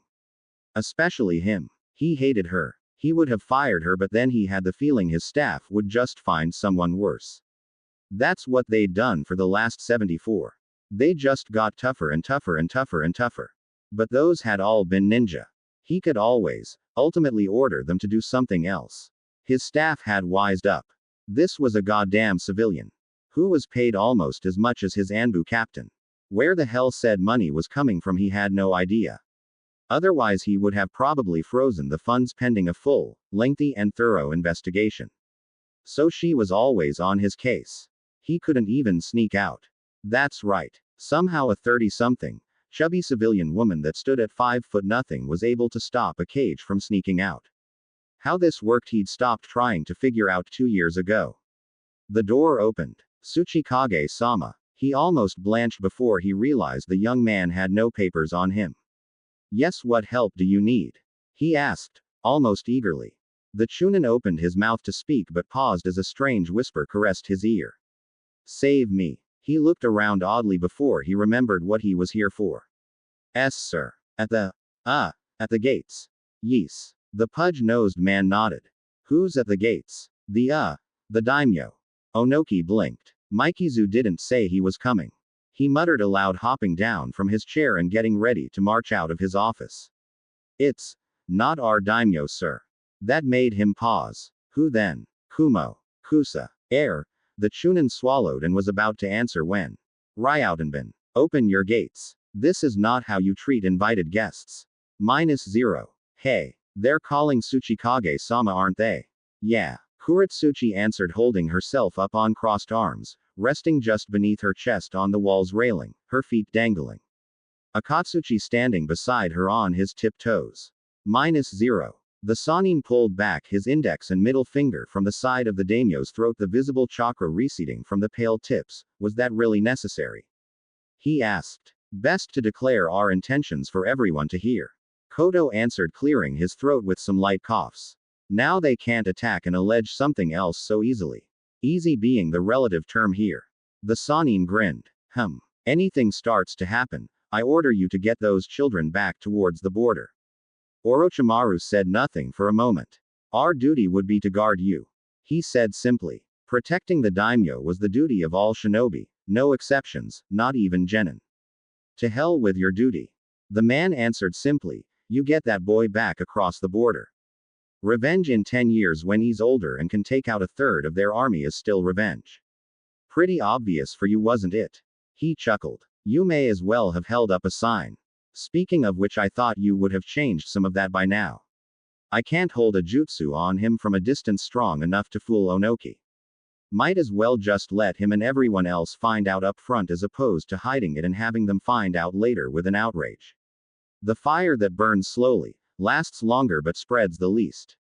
He nodded. I see. The gates groaned open. Konohas were made of wood. Like most significant structures and items of Konoha made of wood, it had been forged by the Shadaime Hokage himself. Iwa's gates were made of stone. Black as midnight, obsidian glinted in the afternoon sun, the village symbol carved proud into the singular southern village gate. They said it couldn't be broken, forged by some mysterious art of the Nidaime. Its magnificence was even greater than Konoha's. It was also heavier. So when the doors finally opened fully, it was no surprise to see that, at the other side were two massive elephant summons pushing both respective gate. Armored and ready for battle as well. There also seemed to be quite a few helpers. Ones with glinting forehead protectors. And a short, 3-foot nothing old man marching right towards them. Come on. The daimyo laughed. Let's get off. Wouldn't want him to feel worse, he whispered. Orochimaru's smile grew a little wider as he, the daimyo, and the head of the man's guard, dismounted. He saw his students do the same behind them and refrained from saying anything. They'd just make things more interesting. The Sannin marched at the daimyo's side, placing the most subtle of genjutsu over his own face to make his rather distinctive features more bland. They stood directly across from the old cage, to Iwa Junin at the man's side, him staring up at the daimyo and the daimyo staring down. Being the guest, Kodo bowed his head first, hand and fist meeting between the two of them. Ryautenbin. He greeted through use of his long-standing title. It has been a long time. Onoki bowed, if only just. Your visit is rather early, Magahiro Dono. He said. The spectator open portion of the exam is nearly 2 months away as of yet. We're competing. Orochimaru chose to speak up, dropping the subtle illusion, his pale face morphing out of the shadow of the genjutsu. The Junin flinched. Onoki's face grew severe, hard as chiseled stone. You. He growled. -0. Kuro-chan. That's Orochimaru of the Sannin. No way. Can't be. She narrowed her eyes. Grandpa would kill him if it was. It is. Akatsuchi insisted. Mebuki-sensei said he was all pale like a ghost and had black hair. There are probably plenty of people in Konoha like that. She countered, knowing that her grandfather, the strongest ninja in the whole village, would wipe the floor with the Sannin if he ever came here and didn't hide like he was so famous for. The Sannin plastered on the sickening smile that still haunted the nightmares of Iowa veterans. Me. He laughed. Me. Remind me, what was that splendid name your brave elites gave me after the night raids of rice fields? It does me so good to hear it from time to time. It brings back the memory of their screams. He turned his eyes toward one of the Junin, the youngest one. A gleam of serpentine eyes and a potent, focused killing intent had the man break out in a cold sweat, a visible shudder running up his spine. His smile grew a bit. Ah yes, that was it. The death dealer. Enough. Onoki cut his hand through the air in a sharp gesture, and the suffocating illusion was lifted from the younger man. I agree. The daimyo rumbled. We've come to enter your team into the exams, Oro-kun. Not to have you goading Ryautenbin's men in the streets. You actually have a team. Onoki raised an eyebrow. He'd heard rumors, but the thought of this twisted creature with students was beyond his belief. The Sannin turned to look over his shoulder. Your eyes must be going in your old age, Ryautenbin. He stepped aside, allowing the elder man the full view of the 3 kids. Onoki ignored the insult and took one look.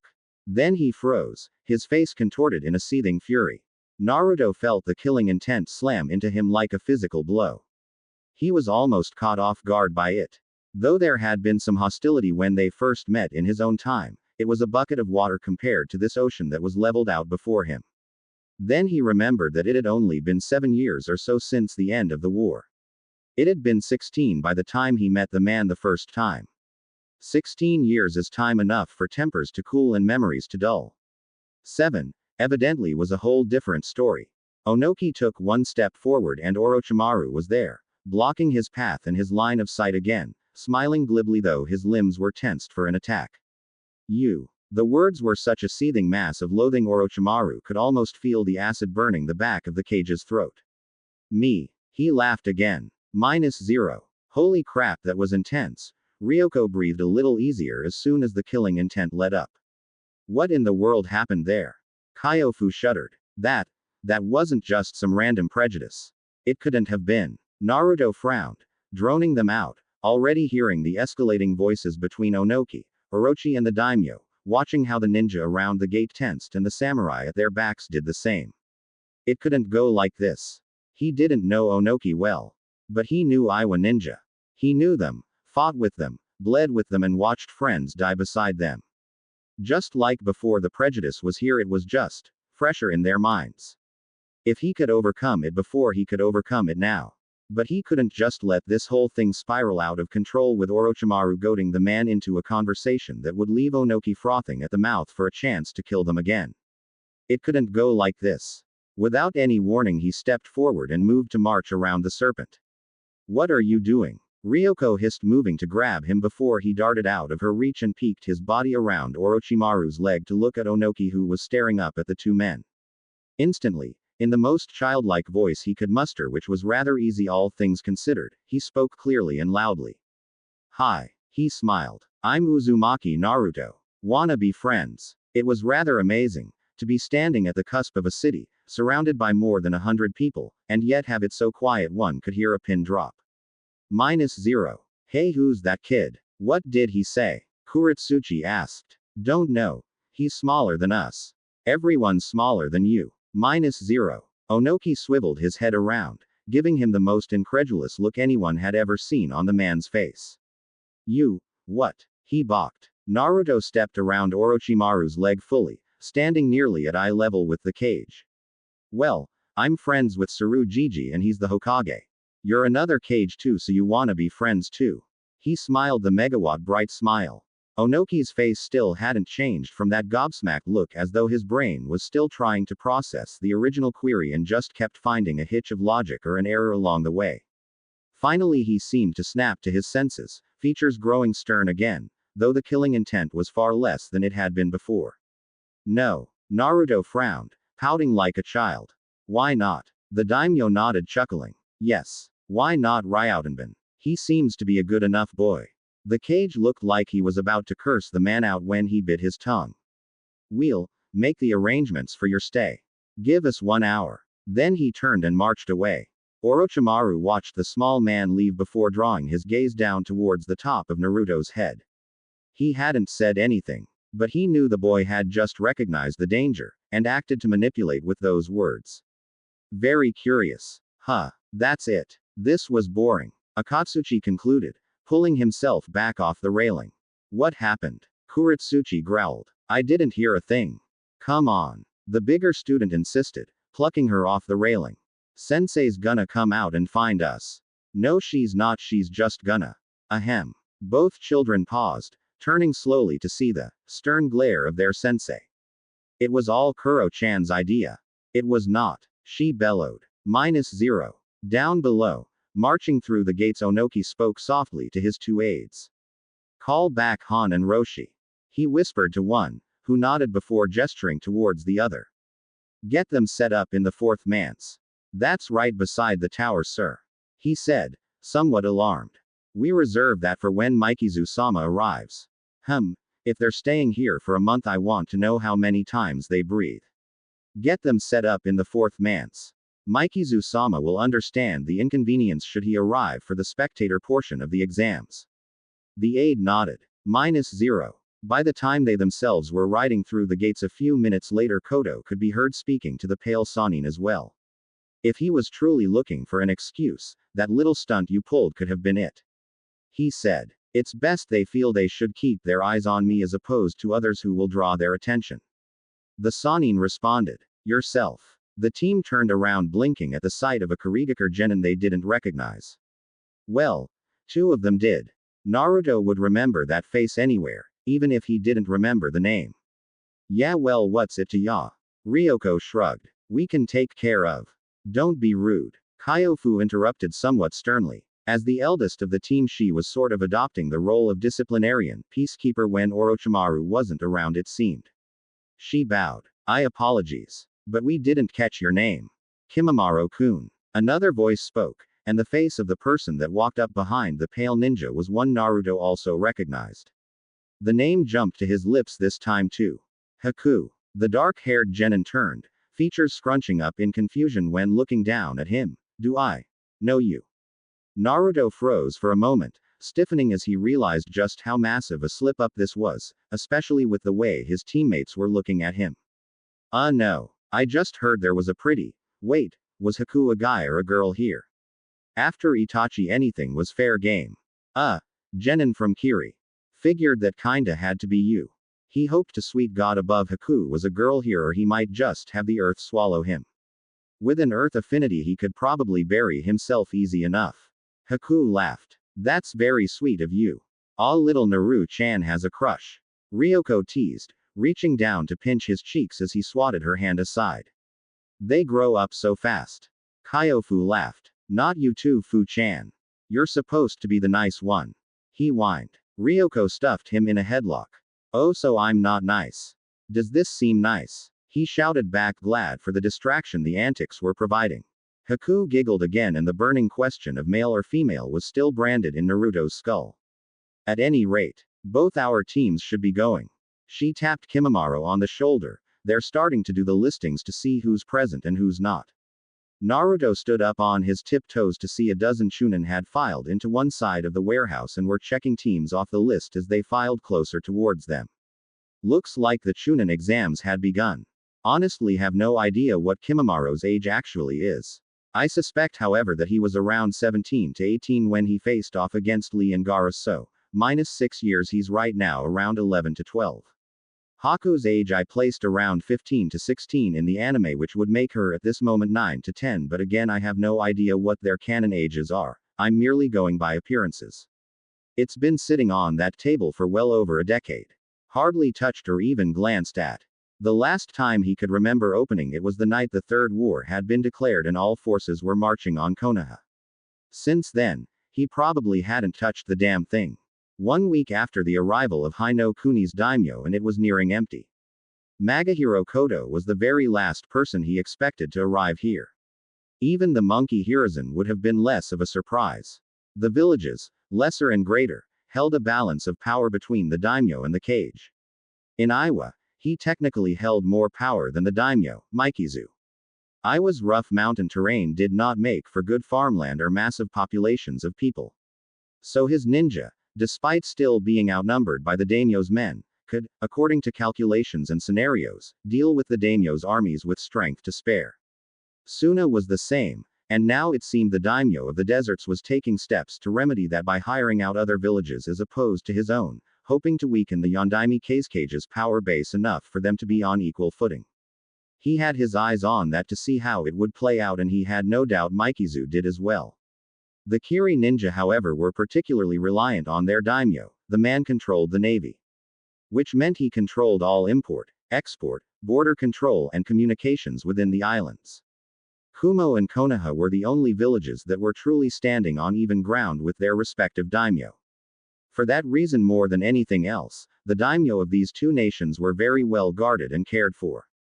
Should the daimyo die, and his heir find that the ninja in their employ did not do absolutely everything within their significant power to avoid such, it could destabilize the political and social arena of both nations.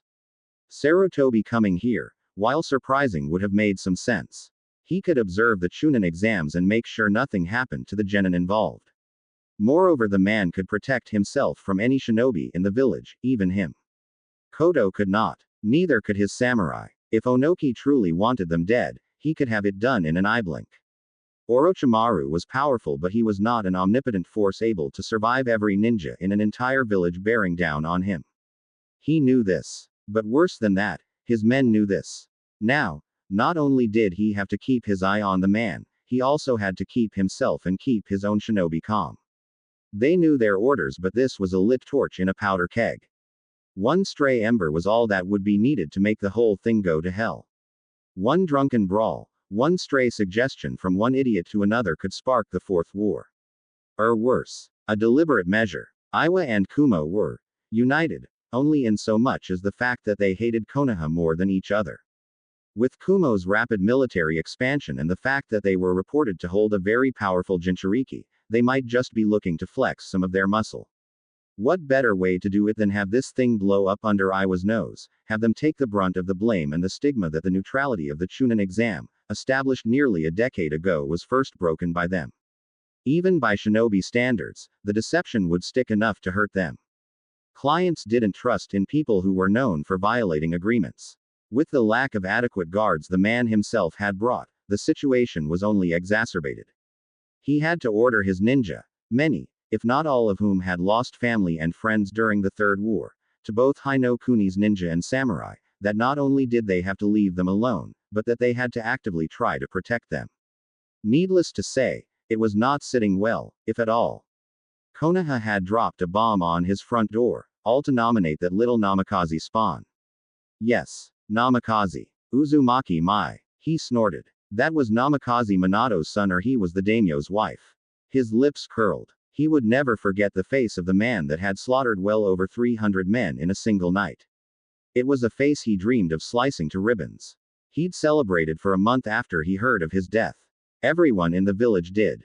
That damn monkey. He wanted to make a statement, show the whole world that they lost once to Minato and they'll lose just as easily to his infant son. That Minato Namikaze would soon come a second time onto the world and he would still be a Konoha ninja. He took another drink. Evidently the god of shinobi forgot that accidents happened all the time at these exams. The Namikaze brat might just find that out the hard way. -0. When your team number is called, please walk up here. One of the Chunin examiners spoke. From here you will follow one of our proctors to your examination area. Clearing his throat as he began to call up the names on his clipboard, Naruto turned to his teammates.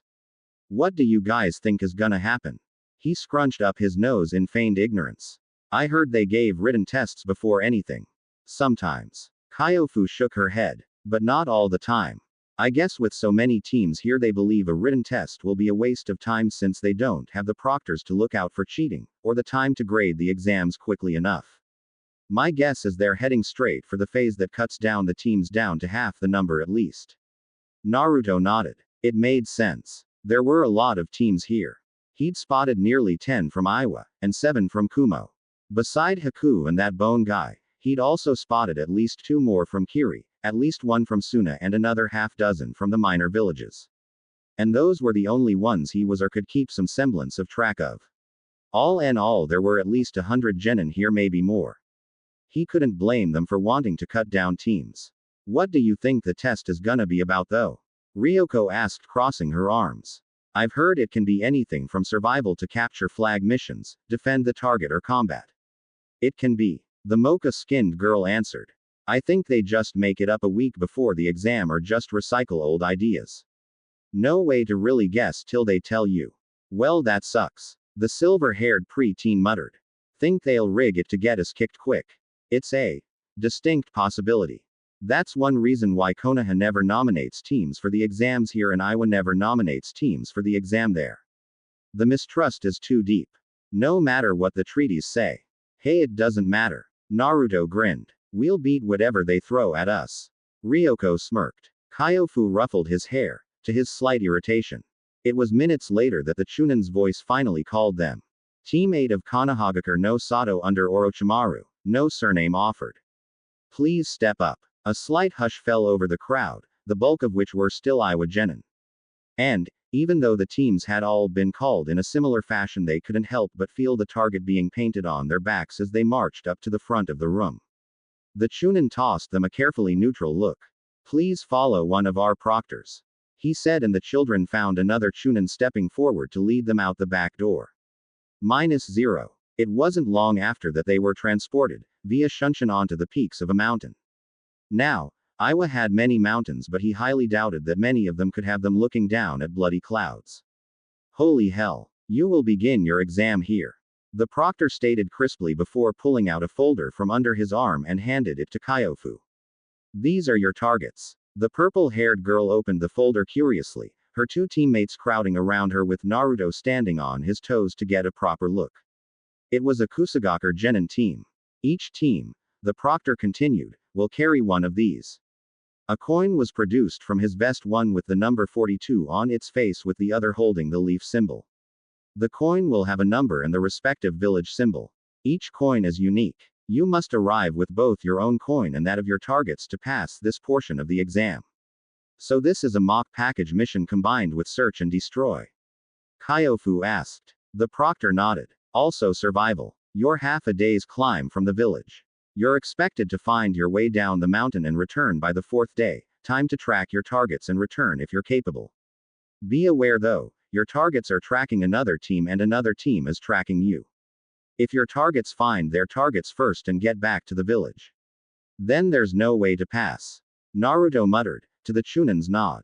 Ryoko whistled lowly, looking towards Kyofu. You weren't kidding when you said they were gonna try and cut us at least by half. We fail by losing our coin, letting them get away, getting beat by another team, or just letting the time run out. The eldest took a deep breath. Indeed. Looks like we'll have our work cut out for us. The Chunin nodded, looking bored. Since this test also includes survival, hand over your kunai, shuriken pouches and ninja tools. I'll return them to your sensei and you can get them from him upon arrival or upon your recovery should teams be necessary to come retrieve you after the 4th day. The three unstrapped their equipment pouches where they could, emptied their pockets when that wasn't an option. The Chunin nodded, and then without another word, vanished via shunshin. -0. The spoon was clinking softly within the cup as he stirred his tea. Pale hands gripped the ceramic glass, bringing it close to his lips to sip with a hum of satisfaction. Closing his eyes, he thought, this is very good tea. It was almost easy to imagine himself sitting in Konoha enjoying this tea across from the daimyo rather than here. As such, the act of completely and utterly disregarding the existence of the 15 glowering Iwagakure Junin that stood across the hall with looks that promised murder, passed from being easy, to very nearly being inconsequential.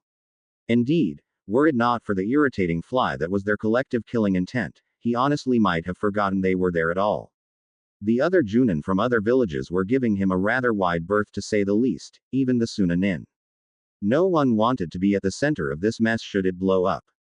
While he liked the quiet, he could vaguely remember some of the old stories from other Junin sensei about how they were able to easily make some acquaintances in the easy atmosphere of a Chunin exam and found himself rather irritated at the fact that his chances of enjoying such a novelty were cut down so drastically. He may not have indulged, but to have the option expunged before he could choose whether or not to act on it was just irritating. He was about to take another sip when, evidently one of the Junin decided to gather up whatever dregs of courage he could call his own and spoke up. You shouldn't be here, Tree Huger. The Sanin blinked, panning his eyes left and right. Oh, he chuckled. I was under the impression that this was the Junin waiting area. Did I perhaps get the wrong room number? Before the young man could answer, he shrugged. Oh well, I've grown to like it here. I think I'll stay. The man marched over. He was younger than the Sanin if he were to be any judge. He couldn't have been any more than a Chunin for the war. Perhaps recently promoted, believing himself strong, especially with all his friends behind him. Experienced ninja didn't bluster so. Though maybe that was a common stupidity in all ranks of Iwagakure. The man's hand slapped the teacup out of his and sent it smashing into the floor. Look, snack. His now free hand lashed out, blindingly fast. The man could only catch sight of it when it had already found its target. Pale fingers were wrapped around his wrist in a grip that was as strong as a vice, nearly crushing the delicate bones outright. The Junin moved to retaliate before he froze, a kunai knife just half a millimeter from his eye, as Orochi pulled him forward, turning him onto his back as he lay across the table. Then, the hand that had gripped his wrist was at his throat, holding him in place.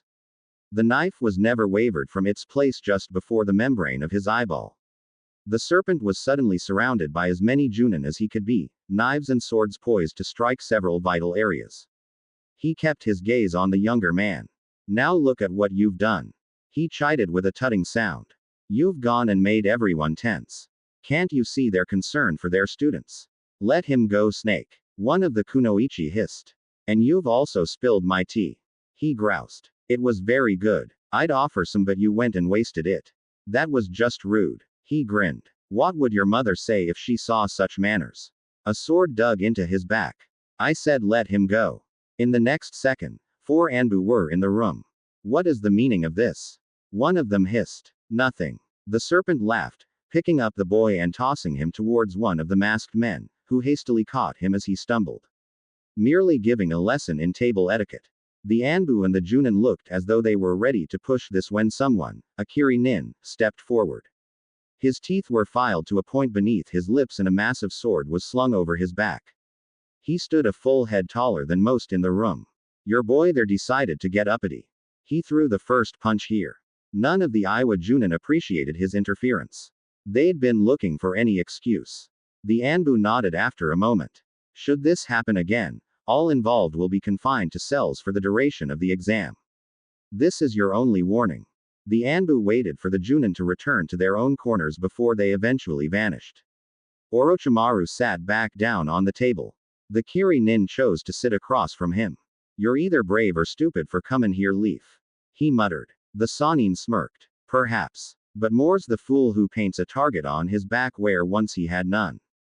The man shrugged, shifting the blade on his shoulder. Not like they'll do anything to me when you're the real slice of meat they want. The Sannin snorted a laugh. True enough. He eyed the man up and down. I assume you've got your own students here.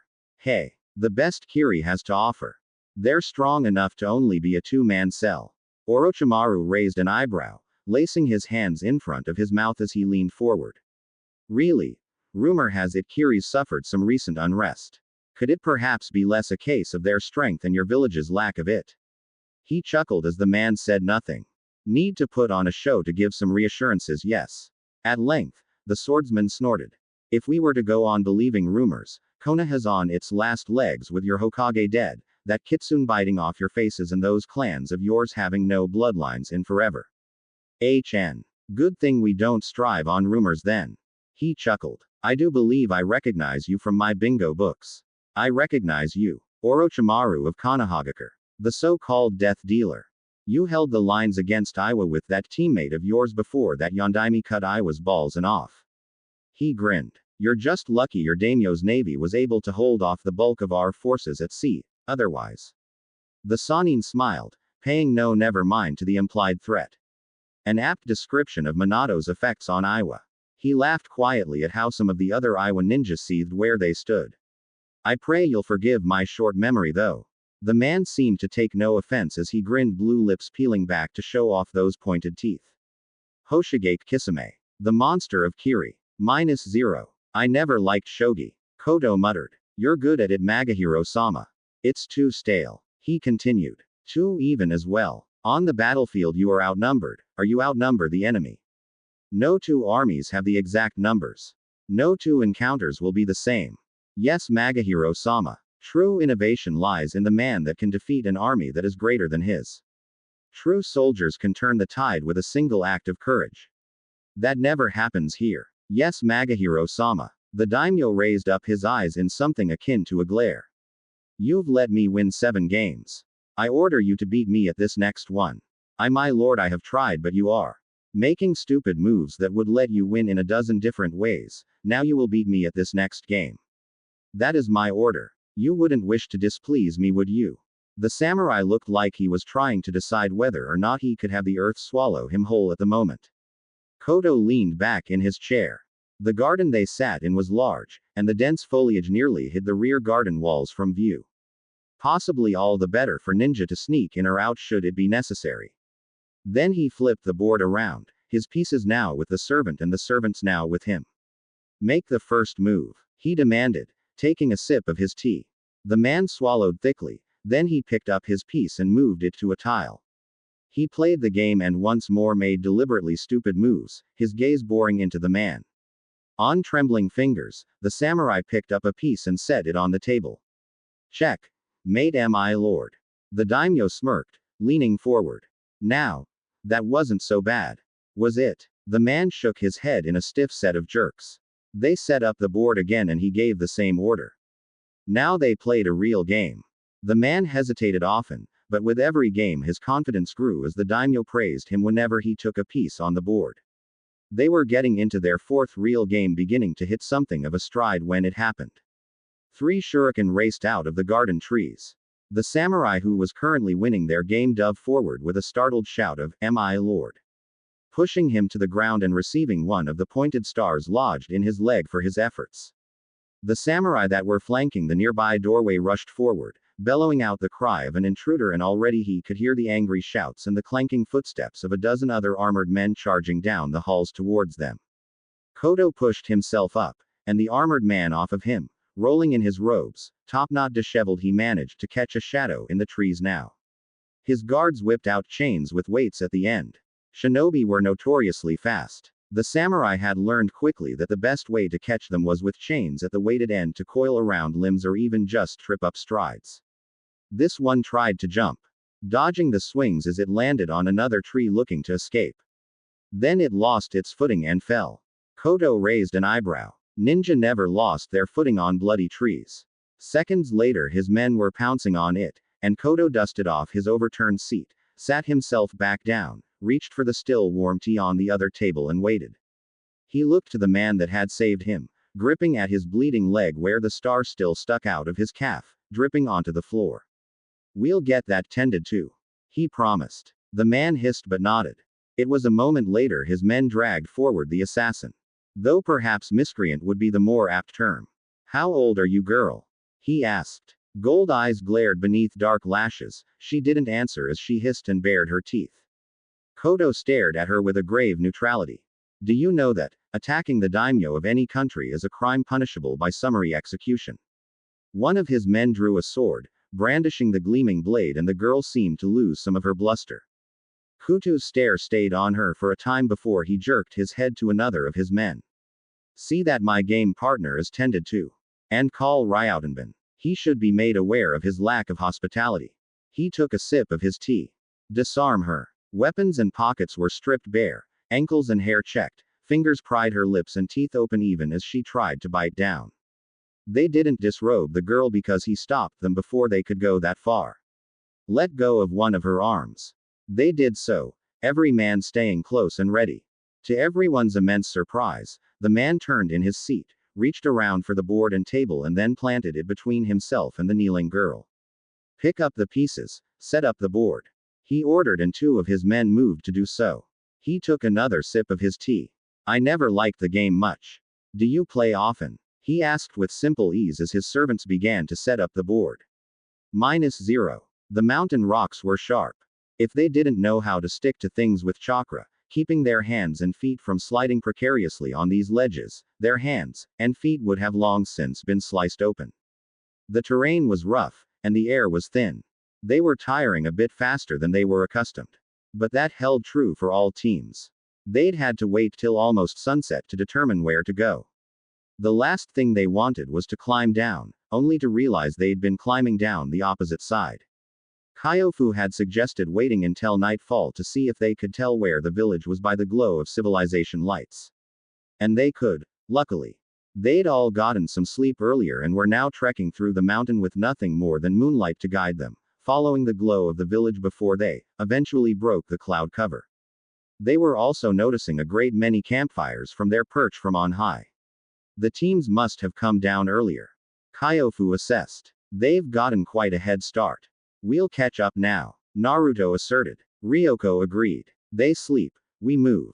We'll probably catch a few off guard if we hurry." Ultimately, every team was heading towards the village. So step 1, head towards the damn village. Step 2, find their target on the way somehow, and step 3, beat the crap out of their hunters if they manage to track them somehow.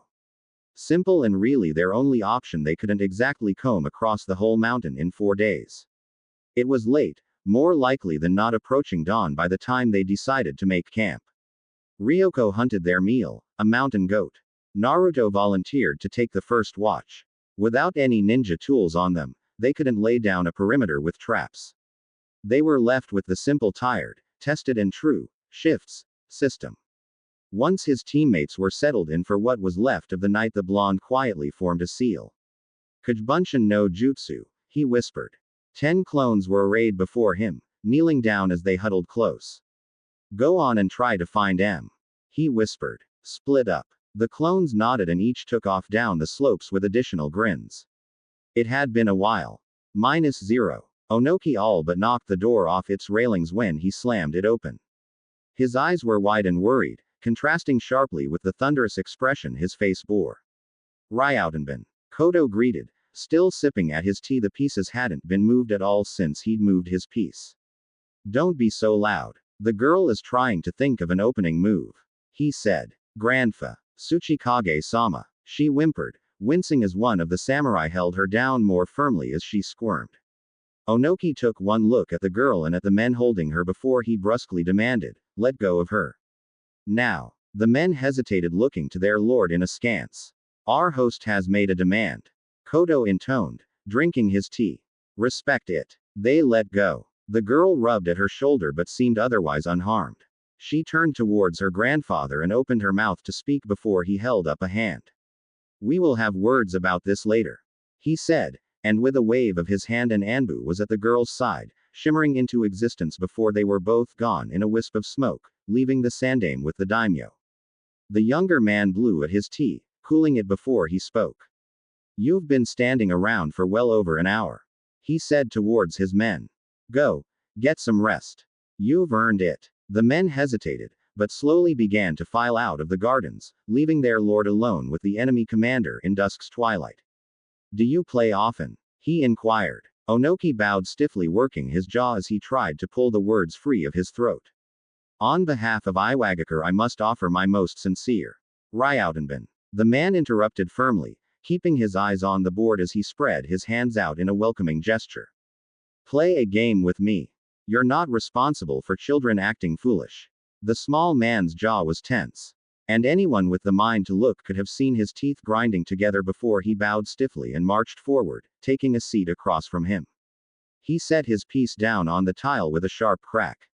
Kodo took in a breath, taking up his own piece and settling it down with a much more gentle touch, the tile leaving only a small clicking sound. I didn't realize she was your granddaughter. Crack. Do not feign. He stopped himself before uttering the careless insult. You didn't kill her. Click. I didn't come here to kill children. He answered drolly. Quote. I will see that my men secure your residence better. I will reprimand them accordingly for their carelessness, and it was carelessness, I assure you. Crack. I would hope so. He answered. If you've resorted to sending your non-graduated granddaughter as an actual attempt on my life, I'd worry for the girl's sake. The older man looked at the board, then he stood up off of his seat. I'm sorry, but I must be going. Your security must be seen to immediately. Kodo kept staring at the board, speaking just before Onoki crossed the threshold to leave. He kept moving the pieces. She was brave, Ryautenbin. Praise her for it. Crack. Also. Click. I've done you a kindness. One day I will expect one in return. Crack. Is that all? Onoki asked. Click. One more thing. Crack. Don't throw your games. The cage turned, looking over his shoulder where he could see his queen before the king in a perfect checkmate. He turned and left. Kodo stood after a moment, groaning as his back cracked after so many hours. Never liked this game anyway. He muttered before heading inside himself. -0. Naruto woke by the time midday was already approaching, blinking curiously as the memories of his clone assaulted him, bringing him to full wakefulness with a pounding headache. It was one of the reasons he was so hesitant on using his once signature jutsu. Brain damage wasn't exactly something he could just bounce back from without Kurama's help. If he overloaded himself here, he could very easily die. He had sent out 10 clones and had one dispel every hour on the hour to avoid an overload of information. As it was, this was his 7th clone, and the headache was getting to the point of needing an aspirin. The next 2 would probably be migraine-inducing. He began to sort through the memories. Random strands of thoughts and emotions flitted through his mind's eye as he recalled the clone's night search. His eyes snapped open. Lucky number 7. He muttered. Was it? Ryoko muttered, eyes still closed as she sat by the fire trying to pull herself free of the last vestiges of sleep. Her hair was a mess. Clearly she was not a morning person. Naruto pulled the smile off his lips. Oh. Nothing. So I'm thinking we should head He paused, looking down the slope a bit. That way. He pointed. Why? Ryofu asked, blinking in genuine curiosity. I got a good feeling. Naruto replied simply. -0. It was with some coaxing, insistent whining, that Naruto managed to convince his teammates to go with his suggestion. Tracking the genin after they reached the spot where Naruto's clone had been dispelled was a bit trickier. Naruto was never a tracker. But with some nature chakra he was able to sense all the teams around them and decided to make a beeline to the closest one in the direction that they'd been heading when his clone had seen them. They ran into 3 other teams and were losing daylight by the time they finally came across their targets making camp. These assholes have kunai. Ryoko hissed. Shish. Survival test my. That Proctor sabotaged us. Kyofu grabbed the girl by the shoulder, pulling her down and looking at both her and Naruto. Yes, irritating. We get that. Now we need a plan. She muttered, eyes growing pensive as she dared another look around the boulder. Okay. They're obviously setting up camp now. They'll be setting up their traps soon. Hit them before they do. Naruto ventured, leaning up and over. Tactics were never his strongest suit. Sakura used to come up with them. He would drop into the place and start cracking heads. Discovering an enemy's weakness mid-fight he could do. Using the terrain, predicting movements, reactions well in advance, not so much. No, she muttered. Right now we don't know anything about their physical abilities, so. She dared another glance. The genin were beginning to dig the pit for the fire while 2 others kept a lookout. She narrowed her eyes. Idea. -0. You know. Madoka cursed as his kunai was used as a makeshift spade, digging into the ground to carve out a rough ditch. I ain't doing this again. It was your turn this time, Tomo. Quit whining. Another, Tomo perhaps, replied. I get to keep watch and rub those 2 goddamn sticks for the fire for a whole hour before it actually takes. You really wanna do that? Stop complaining, both of you. We haven't found our targets yet and we have no idea who could be looking for us. So stop acting like this is a backyard camp. Tomo snorted. Madoka grumbled. Finally, the pit was dug and the 2 traded places while the third went to begin setting up the traps around the camp. Tomo rubbed furiously as hands rolled one stick between them as its tip dug into the kindling to try and light it. Smoke rose in a gentle gossamer thin string. The Kusa genin leaned in close to try and blow the embers into flames. His hands worked and worked, calloused grips growing sore with the dry tinder's stubborn refusal to hold a light.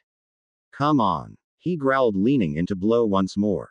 Then the fire exploded in his face and the wind batted the embers into his eyes. Aargh. He screamed bloody murder, clawing at his eyes as the burning tinder blinded him. Tomo. What happened? Both genin screamed, rushing towards their crying teammate. With one's back exposed, Ryoko exploded from the shadows of the rocks, a stick in her hand, a crude wind blade glowing across its surface. The 2 genin turned their attention to her, allowing Naruto to leap out of the shadows. Dynamic entry. He cried just before his 6-year-old frame was latched around one genin's head, coiling his legs around his neck while his hands beat furiously on his head with the blunt end of kunai he pilfered off from where they were slipped on the boy's shoulder holster. Many adults would call the fact that he was laughing at this violence rather disturbing. The last standing genin floundered, not knowing where to turn his attention before Ryoko was on top of him.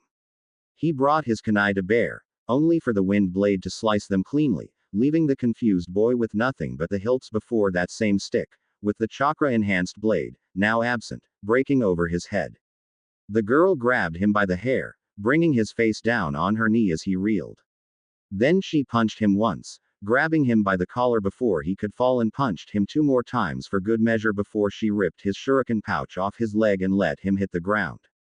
Take my goddamn weapons from me, she muttered, cursing under her breath as though the genin was the guilty party here. Naruto was still giggling. Say uncle, he demanded, choking the red-eyed young man and hitting him over the head with the kunai when he tried to raise his arms to strike him. Keyword being tried. Naruto moved to dodge the blows easily and absorb them where he couldn't. Come on, say it. He can't say anything, Naruto. Kyofu chided as she stepped out from wherever she'd been hiding. One needs air for that.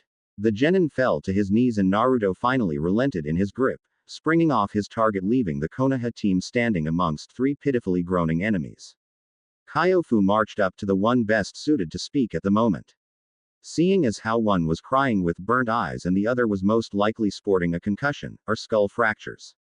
Where's your token? She asked. The genin gulped, coughing as he tried to force air through his abused throat.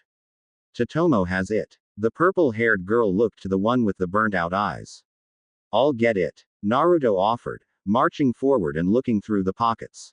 Don't worry, buddy, he consoled. The stinging stops after a bit and there shouldn't be scarring once a med nin sees ya. He hoped that last part was true anyway. He patted through the multiple pouches and pockets in the teen's camo jacket. A movement caught Kyofu's eye and she turned in time to see the genin Naruto had been choking reach into his own pocket and toss the token down the side of the mountain. No! Ryoko roared. Kyofu's finger snapped out, and a thin blue chakra string latched onto the thing before yanking it back to her hand. She winked down at the writhing genin. Nice try. Where the hell do you learn that? Her silver-haired teammate questioned. Sensei didn't teach us that. Kyofu giggled. Did you forget I had a team and sensei before joining yours? Come on. Maybe if we push down the mountain we could even make it to the village tonight and avoid our hunters altogether. -0. They did push on through the night. With Orochimaru's endurance training they were able to keep a furious pace, climbing down the mountain and rushing through the surrounding forest at speed. By the time they reached the gates, they were exhausted, but happy. The Chunin guards at the entrance could barely contain his curled lip when he let them through. They found out later why that was. They were the first team down the mountain. Evidently, they'd just set something of a record.